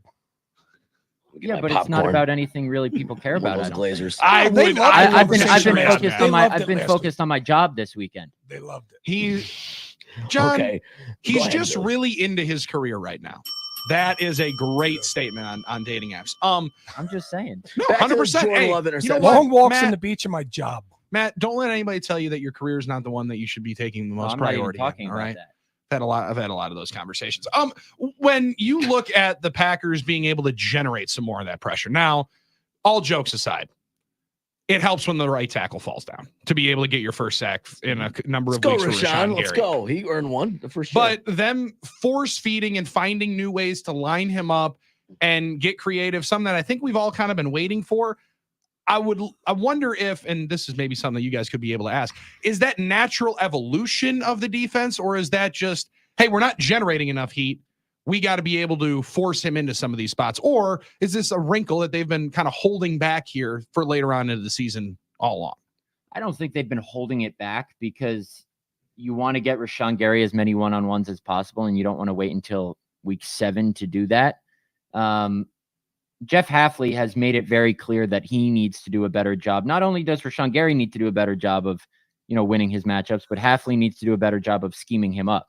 And if, using him as a rover like they did Zadarius Smith sometimes to help take away some of those chips and thumps that he's been getting that have been preventing him from getting after the quarterback, if that's what it takes to free him up, and running some of these stunts where he's taking away 2 defenders to free up something for someone else, that's just as effective as, a sack for himself. And there were a couple plays yesterday where Rashawn Gary was getting in the backfield. He was pressuring CJ Stroud, maybe not taking him down like he did on that sack. But I thought yesterday, just, from 7 stories up, was the most effective game Rashawn Gary had this season. After, look, we've said it all season. Yes, he is getting chipped more than most edge rushers in the NFL, but he's still got to produce. Packers did a nice job yesterday of maybe manufacturing different ways for him to produce. And if that's what it takes, then more power to him. All right, I got one kind of off the wall question. You guys' time is always very limited with the head coach, so I don't want to make a mockery of it. However, 7 stories up, you mentioned. Now, John's on the field. I'm in the last row of the press box, so we get the full variation of views. Is it intended why Matt's not pumping up the crowd anymore? Like, I mean, I'm noticing there has not been one come on in the midst of it, and it's been kind of a calling card of Matt LaFleur's for quite some time. I don't know if the pec is an issue, right? I don't know if he's just really dialed in on the iPad, pardon me, Microsoft Surface, or if, he's like, I'm just going to focus all my attention on the offense. I just would love to know, because he's talked about changing up how he's taking in those moments when his offense isn't on the field. I haven't seen him fire up the crowd one time, Matt. Now, what I'm about to say, I don't know if it's true. This is just me spitballing. But Matt LaFleur is more aware than you think of what is being said about him outside the building. Sure. And obviously, the most popular show in sports media right now is probably Pat McAfee's show. Oh, I thought it was 9 to noon. Okay, yeah. Or Go ahead. second. Sorry. Yeah, go ahead. Sorry. I'm talking about on ESPN. Sure. On this station, you guys have the most popular show. Damn right. Got him to say it. Cut that right now. Cut that right now. I got it. Sorry, Mark. go ahead, Matt. Mark, Ty Schmidt, obviously, who's the resident Packer fan on Pat's show, good friend of mine. He has a long bit, and it's not really a bit, of making fun of Matt LaFleur for pumping up the crowd because he thinks it's corny. And some people can argue that it is. So I would not be shocked. I don't think this is the case, but I would not be surprised if somehow that got back to LaFleur, or just the general criticism of the corniness of him doing that. And maybe that's why Matt LaFleur stopped. It could be his pec. It could be he's just more focused and he's not thinking about it. But it also could be he heard, ooh, people think this is a little fluffy, a little corny. I'm going to stop doing this. Well, I think that's an option. Can we take a vote? Do you think it's corny? I don't. I don't think it's corny. I like the way he shows passion. I think it's No, one I of the don't weirdest think it's things I've ever corny. seen. I'm just saying some people do. Yeah. Okay, so only so 25% of this group, 25% of Well, can I the say this? population thinks it's corny. I'd be surprised if that's the reason. I think crowds have been better. I think the crowds have been good. I think even the ones that were wearing green. I think the crowd's been really good, into it, loud. I think a part of it is maybe near the end of the Aaron Rodgers. You have Aaron for so long. We expected a level of performance. I think too many times crowds at Lambeau were like waiting for the performance to happen. Like they're at the opera and not as engaged and hungry. Now, new quarterback. We saw that energy this year and last year, especially really behind the fresh new start, the fresh new energy of a new quarterback. I think there was something to be said there. I think maybe crowds have been better. He hasn't needed to. I think a better option is that he probably heard Ty making fun of him on ESPN. Matt, really appreciate it, man. Great work here today. Focus in on this career because we are reading, we are watching, we are listening, and you're doing a great job, man. Let's go, Matt. Thanks, guys. Appreciate it. I have to go change my flight to Jacksonville on Saturday. Hey, Metro Diner. Just letting you know. What's that? Ty It's a Schmidt? fantastic breakfast spot there. Did you grow up with Ty Schmidt? You go to school with him or something? No, I didn't. Golf just trips? bonded over the Yankees, probably. No, I've just communicated with him over the past couple of years. I've been on the show, and he's a Yankee fan, Packer fan, so we text every now and then. So I like that. That's awesome. I wouldn't say he's a good friend, but see, John just keeps making fun of me. He's still salty. I cut him off. He cuts me off 4 times a show and can't take it when I do it once or twice to him. Oh, I love I can't wait for this Brick in the Stick pod. Now this is going to be outstanding. That's the reason why John and I get along and we have a podcast, is because we can give it back to each other like this. It makes for a good conversation. And then you break bread at Panera and everything's all good. Giving it to each other. We have to hit the pause button a couple of times. Yeah, no doubt about it. Hey, man, we appreciate it. Keep up the good work. We'll talk soon. Thanks, guys. There he is, Matt Schneidman of The Athletic and theathletic.com. And good Rhea. friends with Ty Schmidt. Yeah. I like to learn that. That was nice to know. And I guess he's got to change his flight. Green Bay, Chicago, Jacksonville, probably United, Delta, and American all fly it. So he should have some good competitive options there. I feel like I was well within my right to call him out, though, for cutting me off. Oh, right there. Listen, because I teed him up. That was his stuff, and he didn't mention it. Right. He didn't mention it. So I said, okay, well, now I'm going to mention it. And then he cuts me off. It's like, I just gave you the chance to say that. You didn't say it. Now you're waiting for me to say it to cut me off. Son of a gun, I tell you what. I cannot wait for this new Brick in the Stick podcast. That is going to be must listen to. So is the rest of 9 to noon. On the other side, let's whip it around the NFL because there was a ton that we missed in week 7 and a big one in the division to discuss. Plus, what the heck happened on Sunday Night Football? What Super Bowl champion quarterback beat who? Dominated who? It's 9 to noon on the game. John Kuhn here for Pella Windows and Doors of Wisconsin. And here on 9 to noon, we love celebrating a good birthday, especially milestone birthdays. And so does Pella Windows and Doors of Wisconsin. And we got a big one for you here. Gina Della herself is turning 60 years old. Yep, the big 6-0. And to commemorate that, Pella Windows and Doors of Wisconsin is offering 0% interest for 60 months. That's right, 5 years, no interest financing for Gina Della's birthday. But you have to hurry. This offer is only available until November 8th. Get the look you want for your home with customizable windows and doors from Pella Windows and Doors of Wisconsin. How about these innovative features? Shades between the glass, integrated roll screens, and noise reduction. And you can count on the durability of materials because they open and close doors, latches, shades, all that stuff thousands of times to ensure they last for years to come. Other unique offerings include fold-away hardware, custom colors, ease of maintenance, and you get all that with 5 years, no interest financing if you order by November 8th. So you better hurry. Certain restrictions apply. See showroom for details. And please tell Gina Della happy birthday from John Kuhn and let her know that I sent you. Visit PellaWI.com today.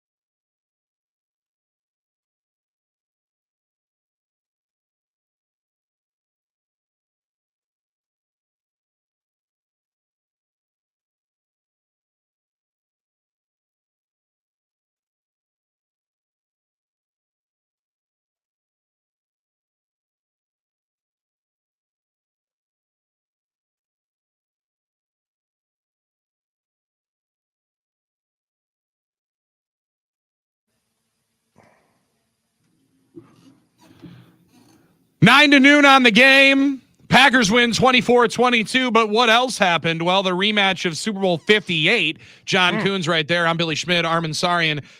John, let me hit you with these Steve Spagnuolo stats after his Kansas City Chiefs win by 2 scores in Santa Clara yesterday. As Chiefs defensive coordinator, including the playoffs, Spagnuolo coached teams of Kansas City 4-0 against the 49ers. They've allowed 20.8 points a game, the fewest the Niners scored against any opponent in that time, averaging 2.5 takeaways a game, most that anybody's getting, and opponent third down percentage. Niners converting at only 35% and a passer rating for the opponent quarterback of 75.1. That is remarkable when you look at the amount of other teams ranked among 13 teams that have faced San Francisco 3+ times since 2019. So almost half the league has had the same amount of volume. Nobody doing it better than a Spagnuolo defense taking out that 49ers offense. It does also help when Brandon Ayuk and Deebo Samuel leave said game yesterday for that 49ers offense. Yeah. But even still, what do the 49ers work on? Mason, running it. Guerrero. Even without Christian McCaffrey, Jordan Mason was second in the NFL in rushing. I'm fascinated by Spags and what he's able to do with this defense and how these Kansas City Chiefs just continue to win. And Patrick Mahomes, he's not been great. I think he has 6 touchdowns, 8 picks this year. But what he does is the defense keeps him in the game and he wins it. And at the end, he won it with his legs. And I'm going to tell you right now, that little low on his shoulder going into the end zone, that little tiptoeing and riding the line, and then deciding he's going to stay in bounds and run for 33 yards.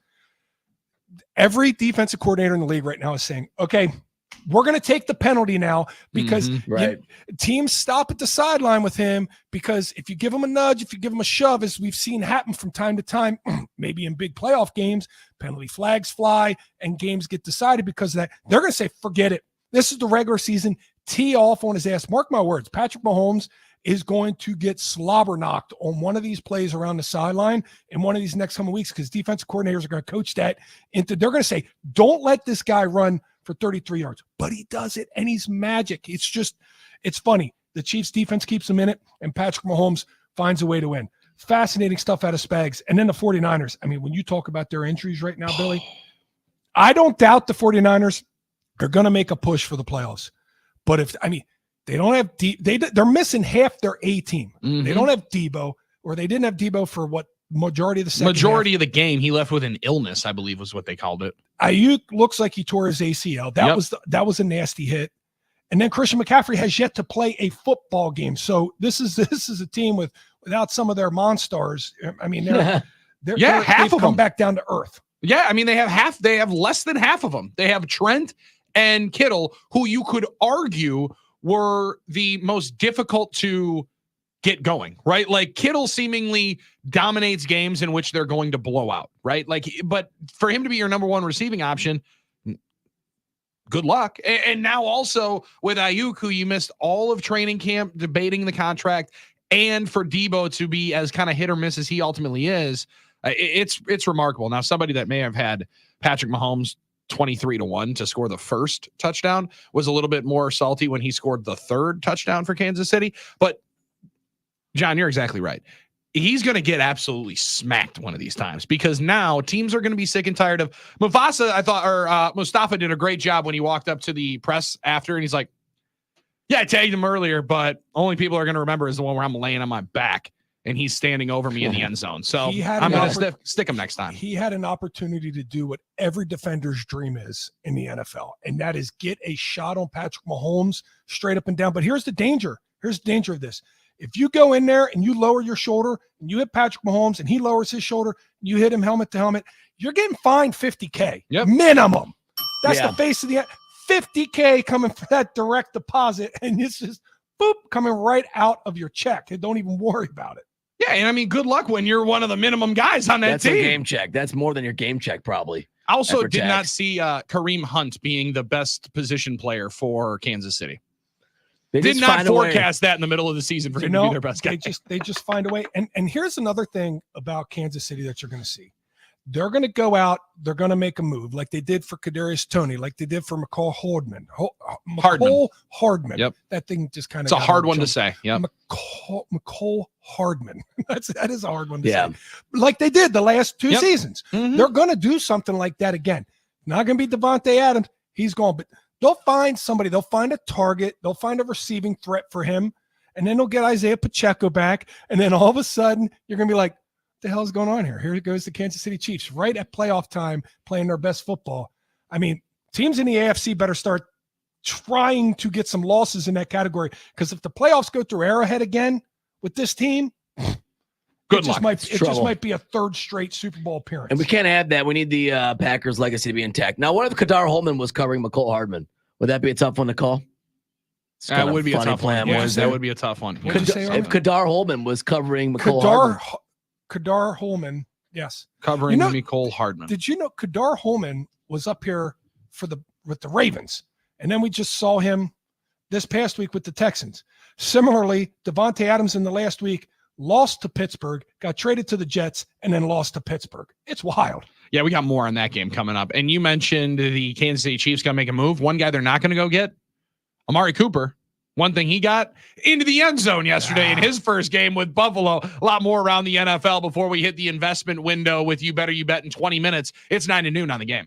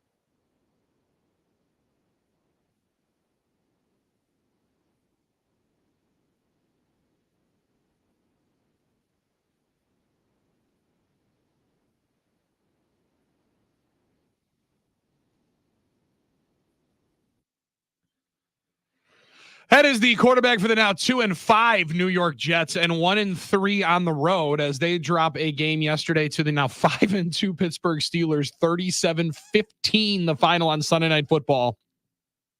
It's 9 to noon on the game.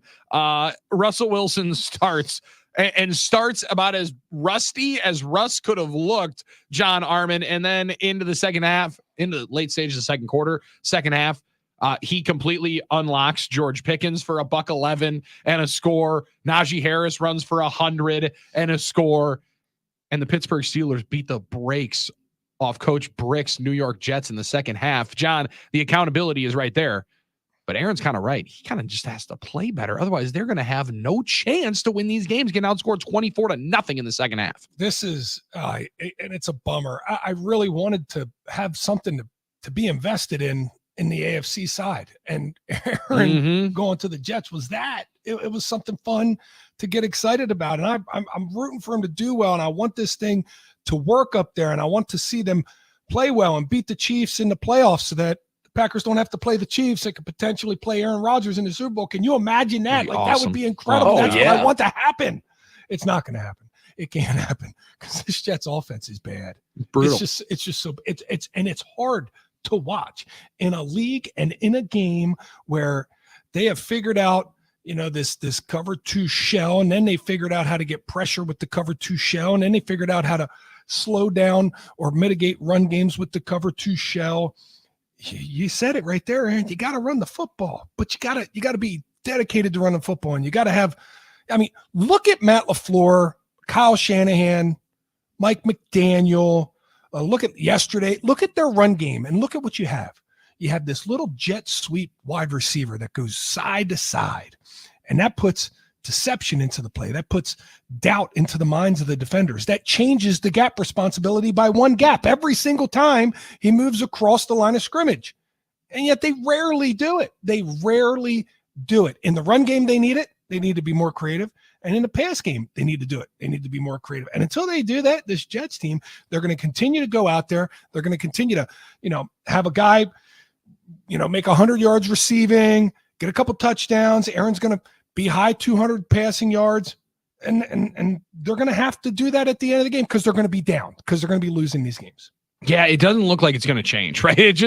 They're not going to.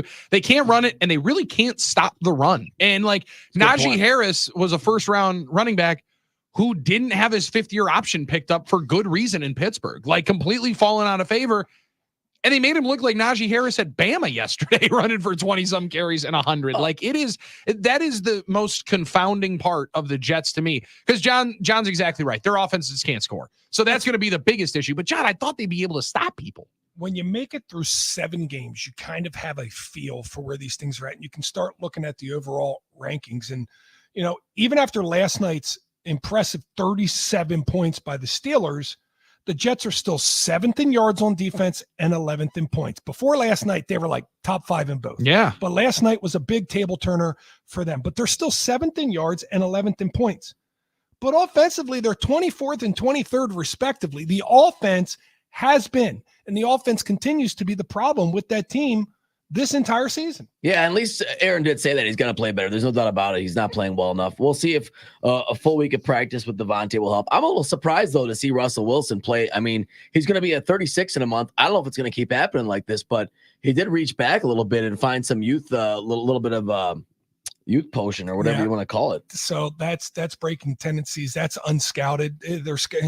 All the film he had for the Pittsburgh Steelers was Justin Fields. Teams are going to start getting film on Russell Wilson now and how to defend him. And we'll see how he's able to mitigate that throughout the course of the season with defenses preparing for him specifically. But don't think there's not something to this defensive coordinator who was calling the plays is now the head coach. Mm-hmm. And guess what? He's still calling the plays. Yep. When you're asked to do that much, I mean, I know Matt LaFleur calls plays for the offense, right? I know there are some guys that's just, but this is not what he was doing. This is not what he was doing for the first 5 games of the season when his defense was carrying this team. And they're still carrying the team, but they're not as good as they once were because the guy calling the plays is spread so thin. He's spread so thin, and my man can't even throw the challenge flag. Like, I mean, like, come on. Great. Where's Jordy? Put some guys in positions to succeed, and they're really making it difficult on Coach Brick. However, doesn't seem like that one's going to get better. It does appear like this NFC North, all of these matchups that we're going to get between the conference opponents and the division opponents is going to be pretty damn good. Because if you sit here right now and tell me that we get another 3, 4, or 5 games similar to the Lions and Vikings yesterday, now both teams are at 5-1 after Bates finishes the job with a game winner. Amazing how these games mirror each other. 31-29 the final for Packers and Vikings at home. And it's a massive 2-point stop, John, by a young safety that ultimately changes the game there for the Lions in that game, and the Packers, Evan Williams, being able to stop Joe Mixon. Massive game for that Lions team to be able to come back and win that one. Yeah, and the NFC North, this is going to be an awesome. I mean, it's been a sprint already to start the season with all 4 teams in position where if we were at playoff time right now, all 4 teams would be in. And it's been a sprint. It's going to be a sprint to the finish with the race for this North, with the way these teams are positioned right now here. It's going to be tough. I mean, the Vikings, they're impressive. I did not expect this to continue. Yeah. Watching some of the film on them that I watched from earlier in the season, they just continue to chug along. And the Lions, I didn't necessarily expect them to go up there. And they had a few cracks in the defense, but the defense still makes plays. The defense still made plays yesterday without Aiden Hutchinson. So these two teams are continuing to impress me and surprise me. And at some point in time, you got to stop being surprised and start making that the expectation and anticipation. Goff deserves some MVP conversation. Yes, and I'll tell you why. Because this team has scored more touchdowns in the last 3 games than he has in completions. It's pretty impressive. It's amazing. 22 of 25, 280, 2 tugs, and like, see, no one's asking him to take more risks. You know what I mean? That's the thing about it. Like, he's being so efficient right now. But this is the MVP race is another one that's really but they also have 2 running backs that can take it to the house at any point in time, and and quite possibly the best offensive line in football. That's why I struggle with it, right? Like, I was bashing people that were going to vote for Brock Purdy last year for MVP. I'm like, look at this whole supporting cast. However, I feel like I'm going to start beating the drum that Goff needs at least a little bit of conversation. You could argue his supporting cast is almost as good. Oh, yeah. The turntables have turned. Oh, yeah. Really Listen. Hey, hour number 3. I just want to get these in. Come on now. 414. I got your answer to your question. How are players paid during the season? After the season. Good one. And Don and Prairie Dusac. We'll answer that goofy kick out of bounds and why it went to the 25-yard line, and what kickoff teams are actually going to start doing even more as we make our way through this season. I can't wait. That's for hour number 3. I can't wait to learn that. And that's why hour 3 is going to be the best hour that we've had here today. And that first 2 hours, bangers. Third one coming up, absolutely elite. We hit You Better You Bet. Caller number 5. 5 wins for the Green Bay Packers. Caller number 5 going to be able to be the contestant for week number 8 on a Victory Chicken Monday as we roll through here. No phone. Text it in, Nooners. Sorry, we had 5 different people coming in here during the break trying to fix the son of a... Hold my breath. Hold my breath. Maybe we get. We have a text version in. We have a text submission for You Better You Bet coming up, and that will be hit in hour number 3. See, now hour 3's got to be better because I just fumbled the absolute bag at the goal line, fumbled it out of the back of the end zone. It's got nothing to do. Touchback. They get the ball. Hour 3 way better. It's coming up next on the game. Son of a.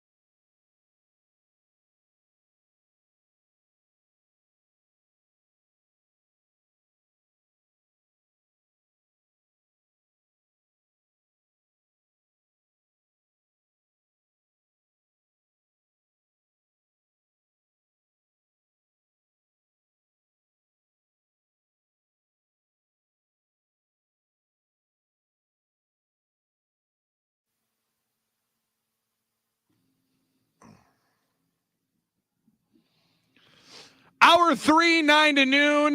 Going to be our best one of the day. Packers on a victory chicken Monday, allowing us to celebrate 24-22 win over the Texans. Which I got chicken from Quick Trip this morning. It's in the fridge. We'll heat it up. Yeah, we Some will. nice cold tenders, and I can't wait to heat those bad boys up. It's just a strange selling point. Nice cold tenders. Well, no, they were Nice supposed to be. cold tenders. No, they got cold and they have it hot, so you can do it either way. They got both of them. Yes. Yeah, Yes. I got us chicken sandwiches that were hot, Yes. so they give you the Scarf option. that bad boy I down. almost brought in the whole rotisserie. Gosh, why didn't you That do would've it? been That move. would have been epic. Although But it's hard to eat. I'm partial to spicy and crispy. That's the way I like my chicken. Oh, me too. I I'm do with you on it. that. The whole rotisserie deal is nice. You know, you pick it up and you take it home for dinner, but it's hard to eat if you're not like, you know, have the fork and knife and the whole thing. 'Cause The it's bone rotisserie in. chicken was a hitter in college, John. I don't know if you were the same way. That Sunday night, Monday afternoon trip to Walmart or to Pick and Save, Yeah, $5. you grab yourself one of them rotisserie chickens. That fed me until probably Wednesday or Thursday. Never Just did that in slicing that college. bad boy Never off. quite made it there. Stopped at awesome. Sheets and got chili cheese dogs for $1 a piece. Okay. That's normally what I get, like 3 of them. Get Nice. pretty full off of that. Yeah. Oh, yeah. But now, I mean, do you guys ever sit down with a rotisserie chicken and you don't even use a fork and knife? You just use your hands for the whole thing, caveman style. Oh, Yeah, I like, just talked about yeah, college. yeah. That was it. that was Oh, you it? did. You didn't use utensils. Not You a just chance took your. in hell. I was Yeah, in I college. love- Yeah, no chance. I love taking the fingers right down that breastbone and just Mhm. pulling that whole thing off. Yep. Like you're at the Renaissance Fair, basically, right? No, like the Pretty much. Middle Ages. I Oh, like yeah. that. Rip Medieval. one of them legs off. You scarf that bad boy down, throw Viking. it on the ground. Rip the wing off. Start eating a wing. I you know. might do that. Mhm. Yeah. Oh, Use dude, your it's fun. fingers, Armin. It's so fun to eat a Oh. rotisserie chicken with your fingers. It's freeing, right? It feels very you feel alive, right? You feel strong and alive. Yeah, basically. that's a way of putting it. Yeah, kind of like those people probably felt when they were wearing their green yesterday. Strong and alive and full of venom from everybody else because they chose to not sure. join in. Also, Some allow guy us. called me a sheep on the internet, by the way. I'm also Can you gonna, believe that one?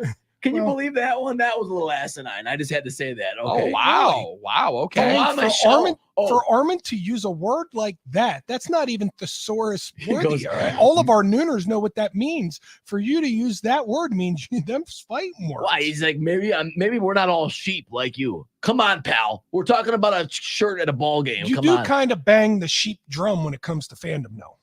Yeah, but I don't think that's what applies. When people talk about, oh, you're a sheep or this and that. I'm like, we're talking about a shirt that we're in the team color at a ball game that they want. Just had to get that in. That was a little silly. Sheep. Conspiracy theories for Armin all over the Bah, Yeah. bah. Oh my god. I'm a can't believe sheep you because just I brought wear him a here. white Yeah. shirt. What a joke, Sorry. More importantly, those Yeah. folks in white shirts were as confused as I was, and luckily John Kuhn on the sidelines has done a ton of research on this new dynamic kickoff. And yesterday, John, we found out one of the more dynamic loopholes in the rule when a unsportsmanlike conduct foul was enforced on the kickoff, kicked off from the 50, kicked out of bounds, and then ball moved back to the 25 when I thought you enforced the penalty. So what gives here? What was that yesterday that the Houston Texans utilized? Well, yes. So it's crazy because I'm not sure when the loophole started, if it just started this year or not. But yes, a kick out of bounds after it goes to the 50, you got that 15-yard unsportsmanlike penalty. So that will be assessed after the kick as well. So the ball goes to the 25-yard line. But the more fascinating thing is that's not the best you can do on that play as a kicking team. The best you can do, and everybody's saying the touchback goes to the 30-yard line, but the best you can do is get the bounce into the touchback, and then that goes to the 20. And that's what they were actually trying to do yesterday, hit the Scud missile. What everybody wants to do is hit that Scud missile right at the pylon. Why not just kick the Scud missile right down the middle? Well, because they can field it and return it past the 20. If you kick the Scud missile, and we're going to see teams do this every time there's a personal foul penalty after the point after and it goes to the kickoff, they're going to kick a Scud missile at one of the two pylons and hope that it skips and ricochets into the landing zone and through the end zone, because then it's a touchback to the 20.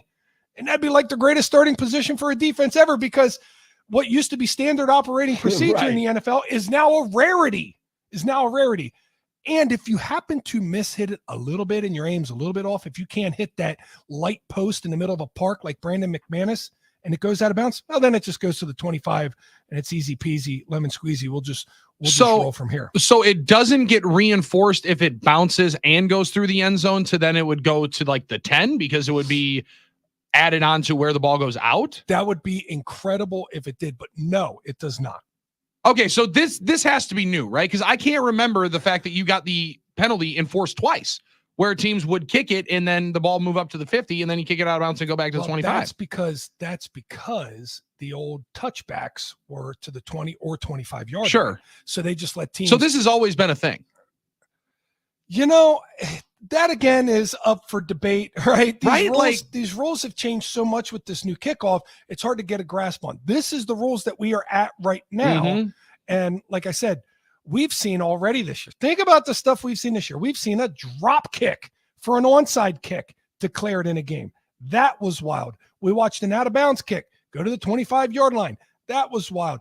I still cannot believe that more and more teams are not trying to kick Scud missiles on a regular basis. It must be very, very difficult to do because if the ball doesn't land in the landing zone, which is the 20 to the goal line, it then goes to the 40, which is outrageous. It's an outrageous penalty. Outrageous penalty. For a ball that lands in the field of play, but not really the field of play. And this is the conundrum that I say we're going to have this problem because the NFL really doesn't want kickoffs to happen and kickoff returns to happen.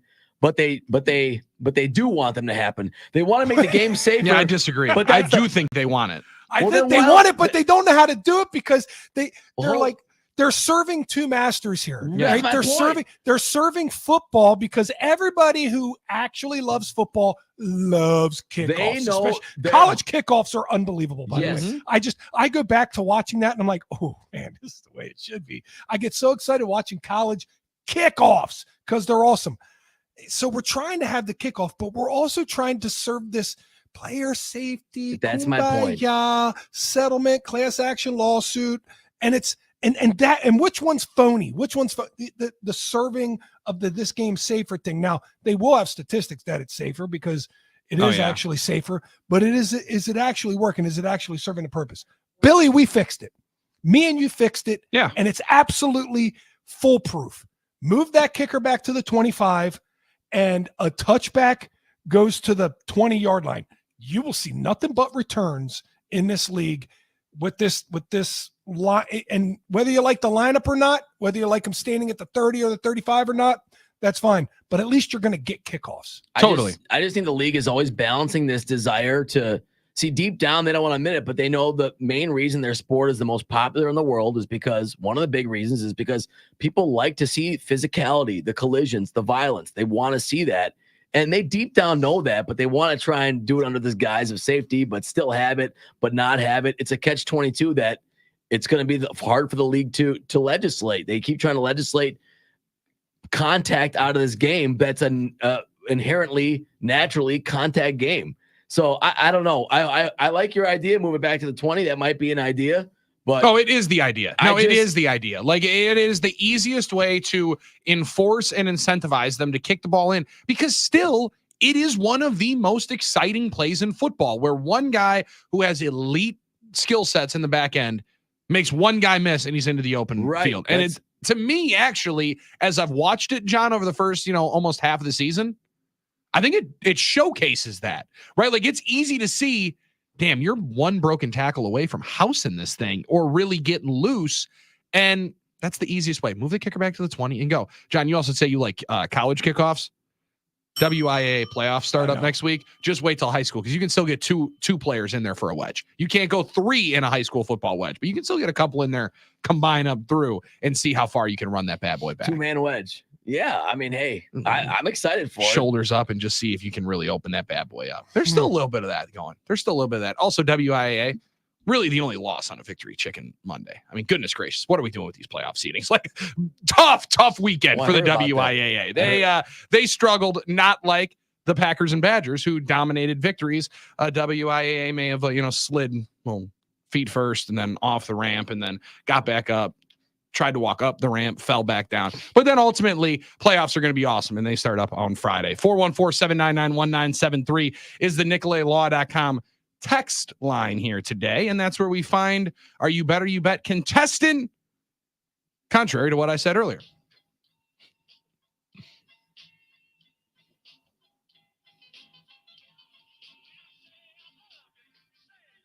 Better, you better, you better, you bet.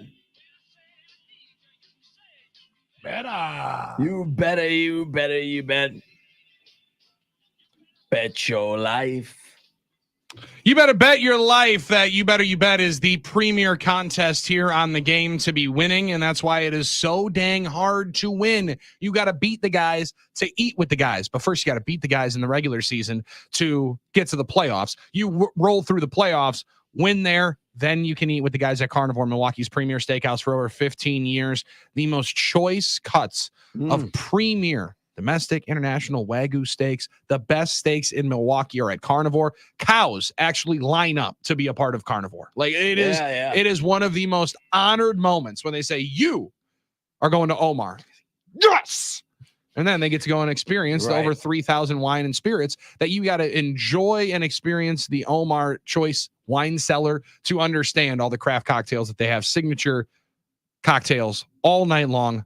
Classic steakhouse meets modern experience at Carnivore, Milwaukee's premier steakhouse for over 15 years. All right, so the phones are down despite multiple efforts during programming to figure out how to kickstart the phones.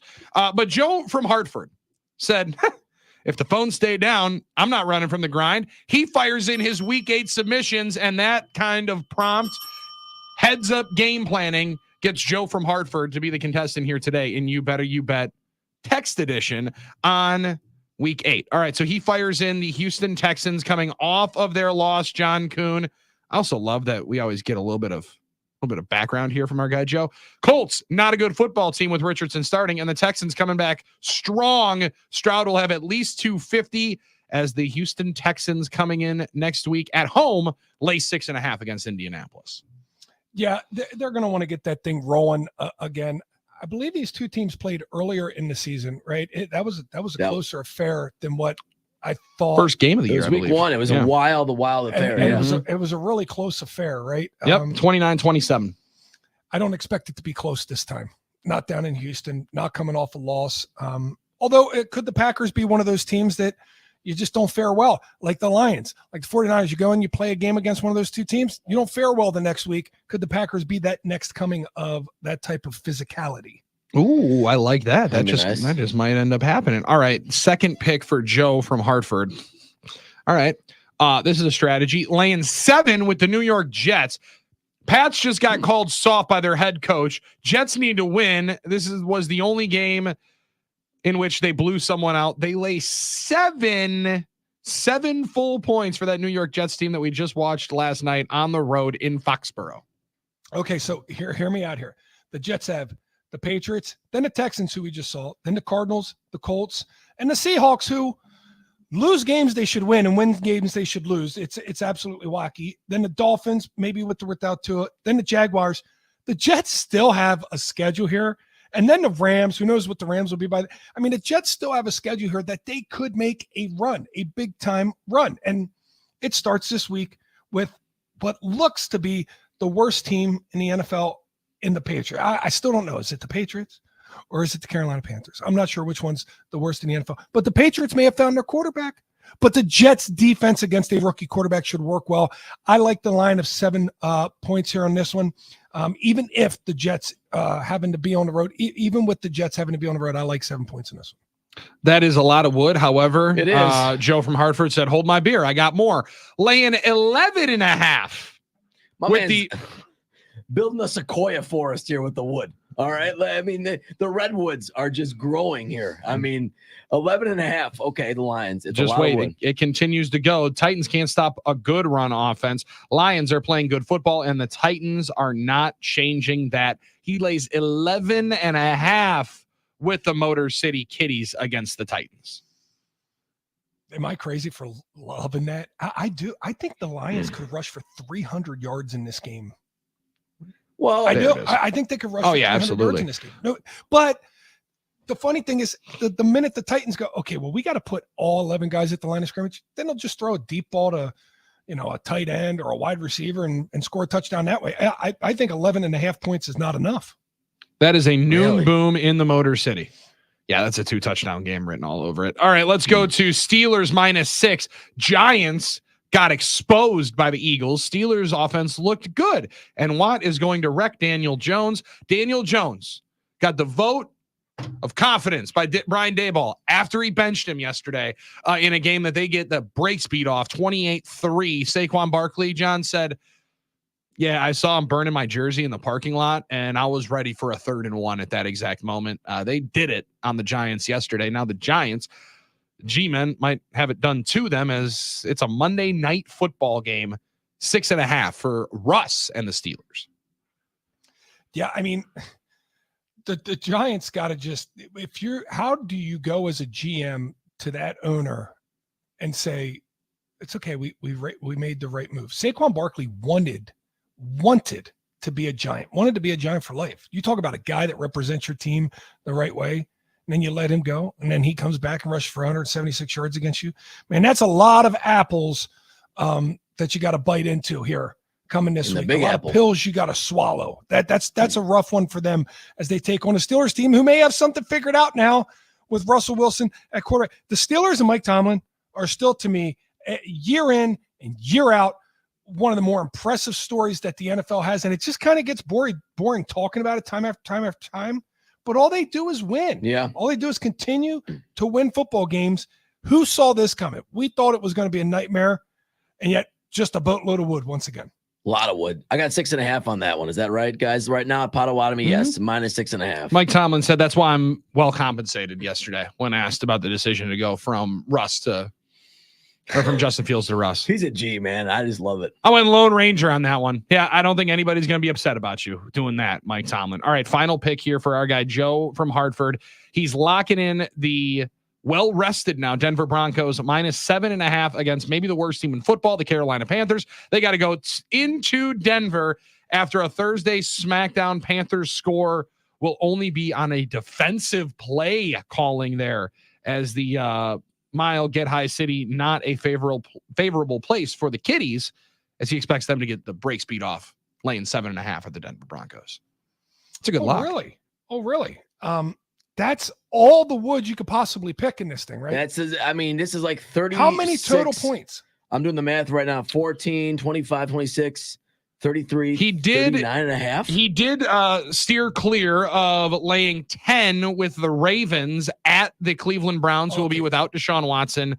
There's another 7.5 here on the board where the Chargers are hosting the Saints, laying 7.5. Those are the only two big spreads he didn't take. So he left some wood out there. He left a little bit. Yep. Look at this. I mean, a little bit of bone marrow there. Where are the games this week? You got the Vikings versus the 2-4 Rams. Maybe Eagles, Bengals, 4-2, 3-4. Maybe that has a little juice. Maybe that one's a little interesting. You got Ravens versus 1-6 Browns. You got Lions versus 1-5 Titans. You got a game you don't want to watch in the Cardinals and Dolphins. You got the game you don't want to watch in the Jets and the Patriots. Falcons, Bucks, that could be a good game. All gets us to the 325 and the night slate. And the 325 game where the Bears are road favorites at the Commanders. The only reason they flexed it is because it was Caleb Williams against Jaden Daniels, and we're not positive we get Jaden Daniels. Yeah, the rib, right? Even getting that. Not positive. Dallas beats San Francisco in the night game, though, on Sunday Night Football. Look at that. They catch 5.5. This is kind of a rough weekend of NFL games. It's kind of rough here. You got a couple good ones that you can chew on. Kind of a rough week of games. Thank God we got the Packers. Yeah, and thank God we got the Badgers hopefully upsetting Penn State coming up on Saturday night, which is going to be a raucous environment at the historic stadium. We'll talk a lot more coming up about that one. We're not going to invest on that one here. It's way too long. We got a double order of Monday Night Football that we can potentially invest on, and it can't miss.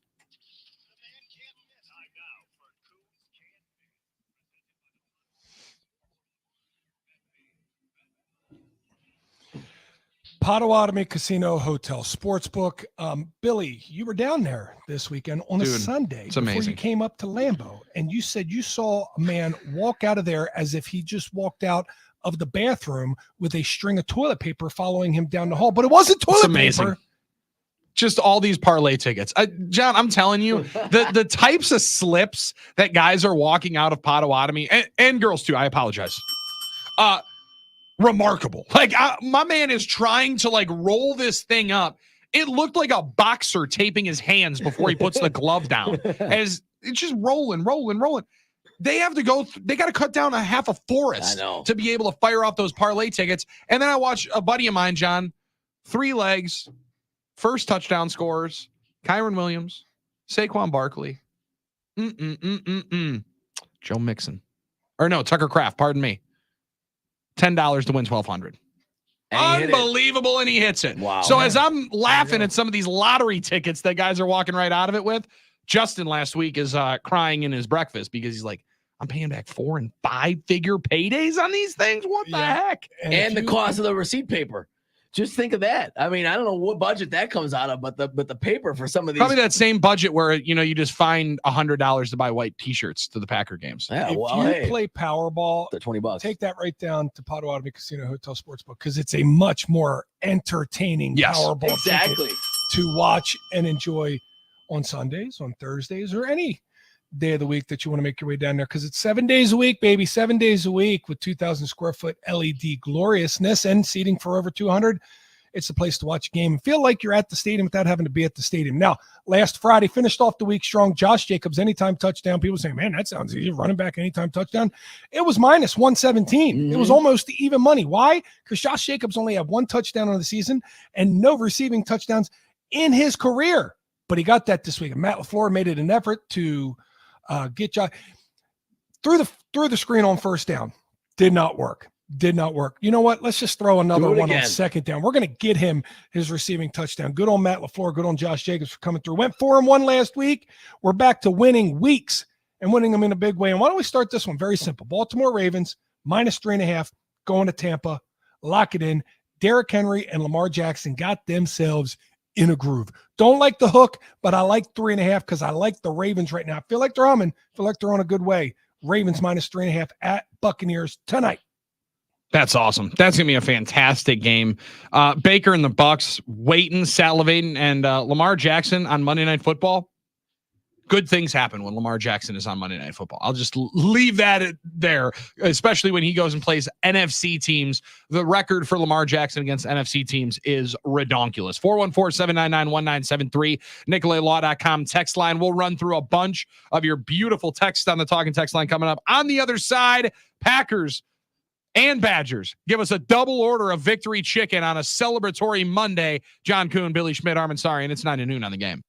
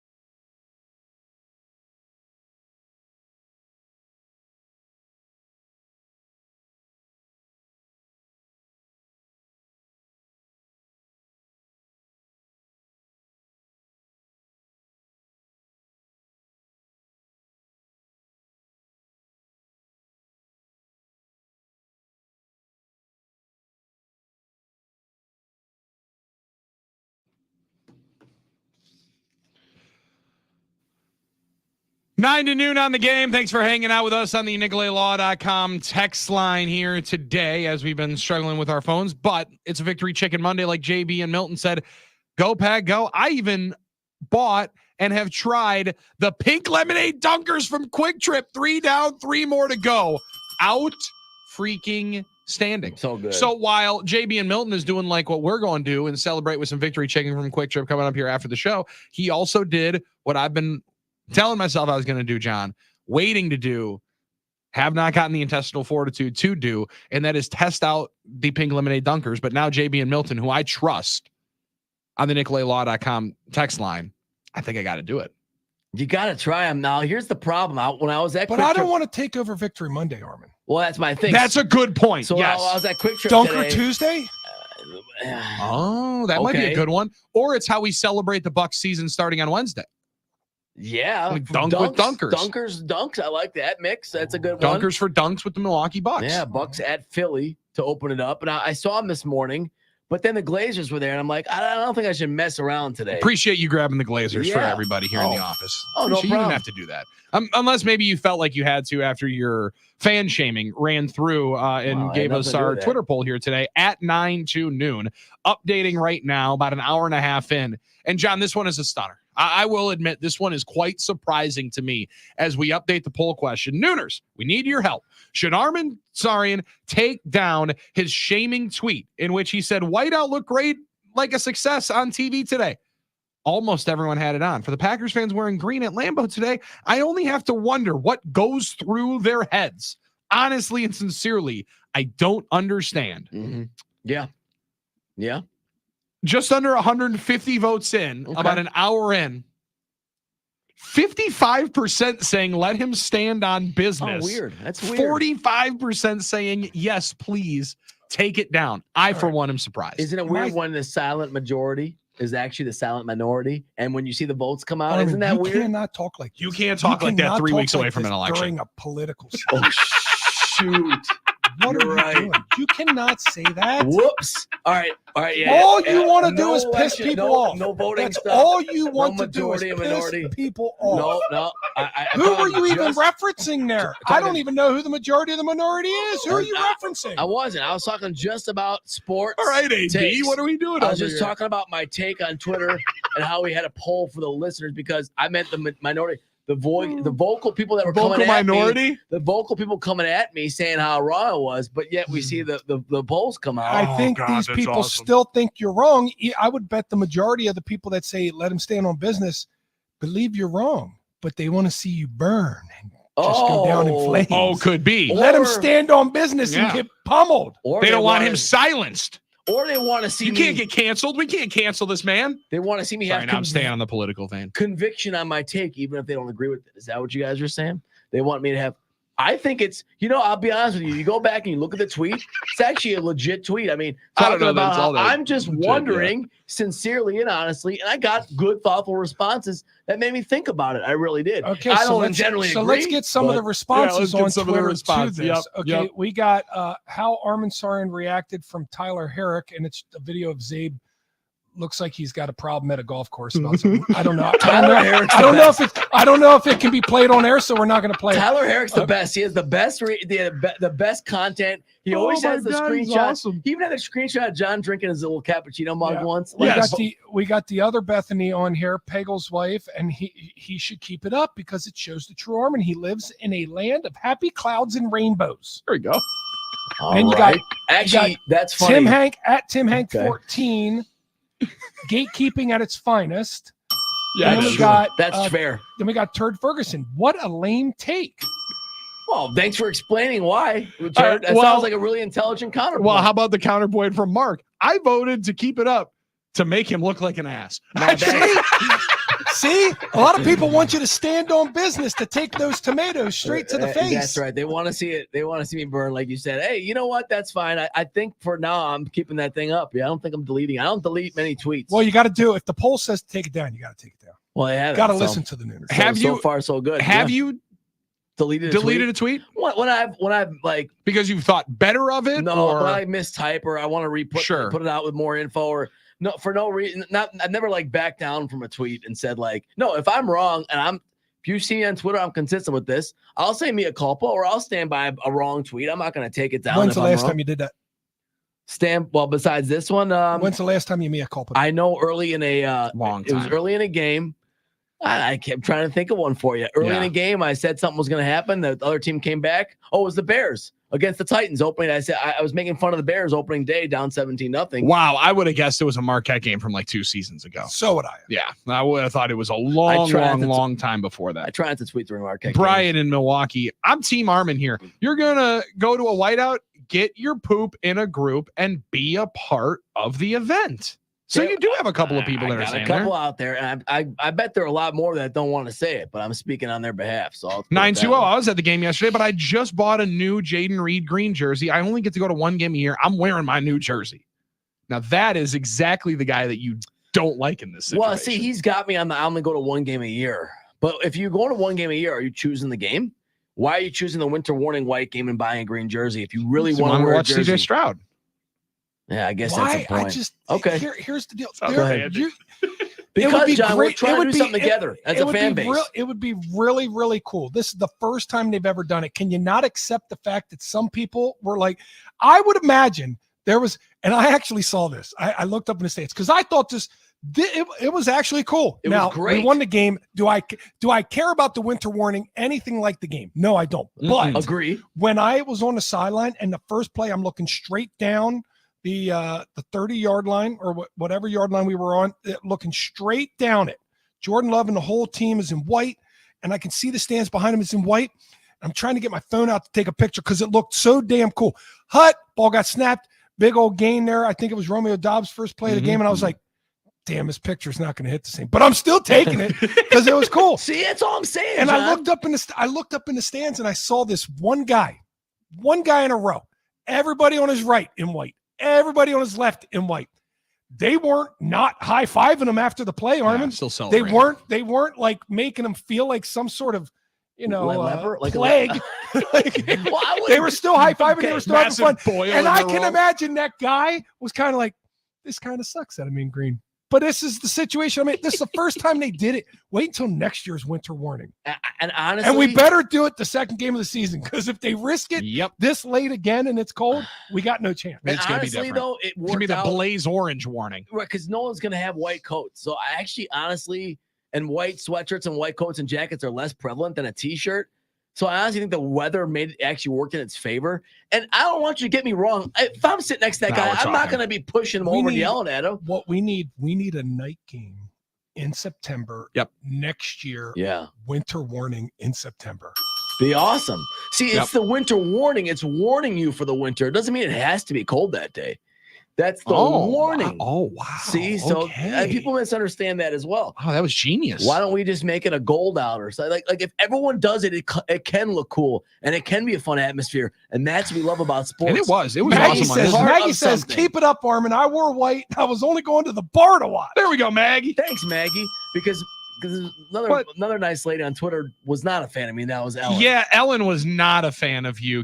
I think we need to read Ellen's text in here as well, because Ellen really hit Armin upside the head with a truth bomb. And ultimately, I think he actually started backing down a little bit when Ellen came at him with, and I cannot find it here. But I had my daughter and a couple of her friends were at the game. They just graduated from college. Recent graduates. They wore their green jerseys. Sorry, but the three of them, there are more important things for them to spend their money on besides a new white jersey. Stop shaming people. Sorry. When Ellen, I felt like, and your teacher admonished you and, your mom sent you to the corner. I said, I'm sorry. Okay, ma'am, I'm sorry about that. I said, respectfully, I don't want to argue with you. But I actually don't agree with her for many counterpoints. But I didn't want to get into it with her because I didn't think that was appropriate for me to do this. You decided to not fight with her, but everyone else? Like the guy that was doing the post-game show back and forth on there? Yeah, I did. I did do that. I did decide to fire in there on Packers OT, John. I just had to. Like, there was no way that I could let that slide. So overall, did you like the unis? Did you think they look cool? I loved it. I thought it looked great. The helmet, even though the helmet didn't have any yellow in it, I think if you got yellow pants and little dust, add the yellow stripes, all the sparkles, the little sparkles. Yeah, you gotta get real close there. But they're silver, right? They're not even yellow.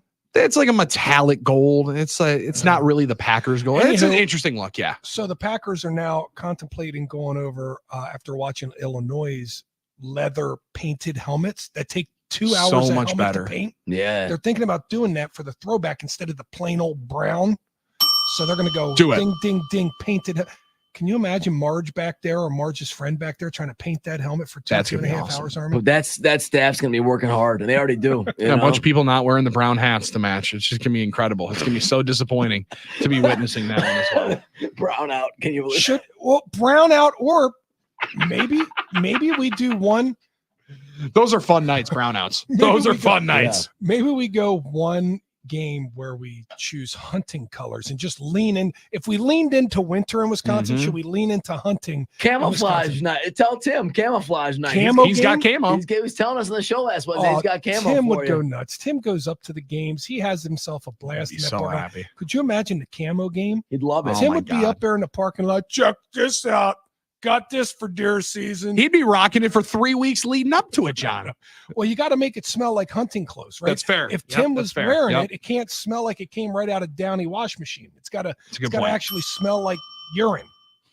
Maybe we can help him with rut, that. the rut. 414-799-1973. It's 9 to noon on the game. We'll scour that NicolaLaw.com text line today for the best take of the day with Quick Trip on the other side. It's 9 to noon on the game.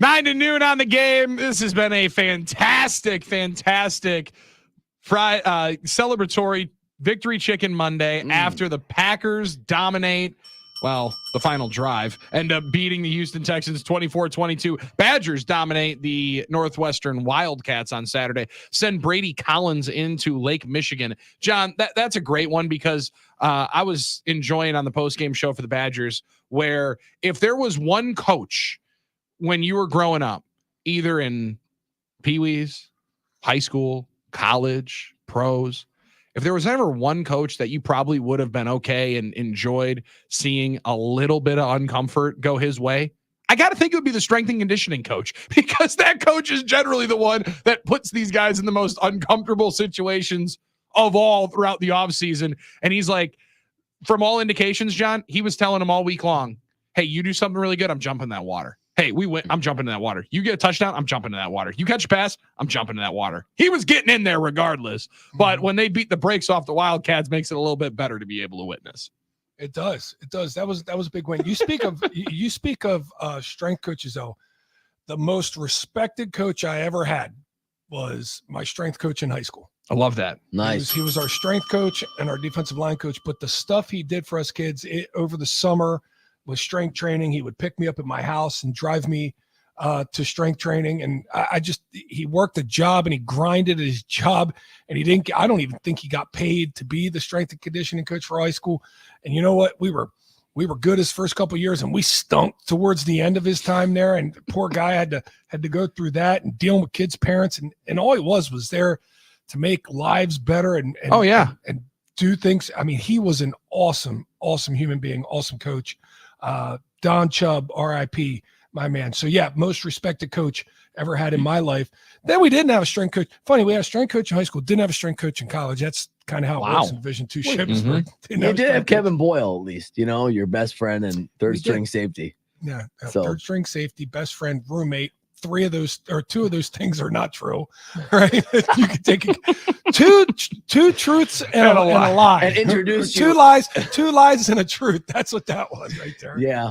So and then all the strength coaches in the NFL, they just kind of let you do your own thing. Yeah, right. Like college, especially these D1 levels, man. And you mentioned it with Coach Chubb. Like you're with these strength coaches so much more than you're with your normal coach. More than anybody. More than anybody. So like the relationship is so different. It was just awesome. And that dude, if we ever get an opportunity to talk to Coach Collins, people will be in love with that guy because he is everything you anticipate a Division I strength coach is. Energy, busting through the ceiling tiles when the guy wakes up in the morning and goes to bed. Like it is just all gas, no break at that spot. So good win for the Badgers, and it sets up a very fun one coming up on Saturday night, and we'll talk a lot more about it as the week continues. But this is a Victory Chicken Monday, double order with that Badger win and the Packer win yesterday. There's a ton of reaction, ton of texts here today as a text-dominated day fires up the NicoletLaw.com text line at 414-799-1973,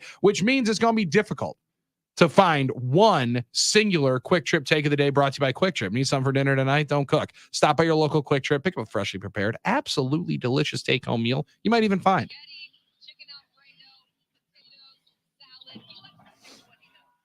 All right, Godspeed on finding one here.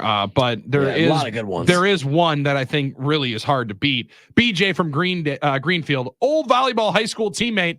I'm always on Armin's side. Yes, BJ. BJ taught me one of my most There we go, important, BJ. He taught Armin me likes to stack the books. I do. BJ, I love BJ. He taught me one of my most important lessons. Pause. When we upset Horlick our junior year. All right. We upset Racine Horlick. They were number 2 in the state. We ended up winning conference over them. Lost them in the sectional final, unfortunately. But we best of 3 volleyball high school. We won the first game. We were all excited. He came running back to the bench because I was on the bench. He came running back to the bench and he said, "You guys think that means something? That don't mean nothing." And I was like, wow, that was really good. That was really good lesson. Hell yeah, How did BJ? Horlick do in sectionals?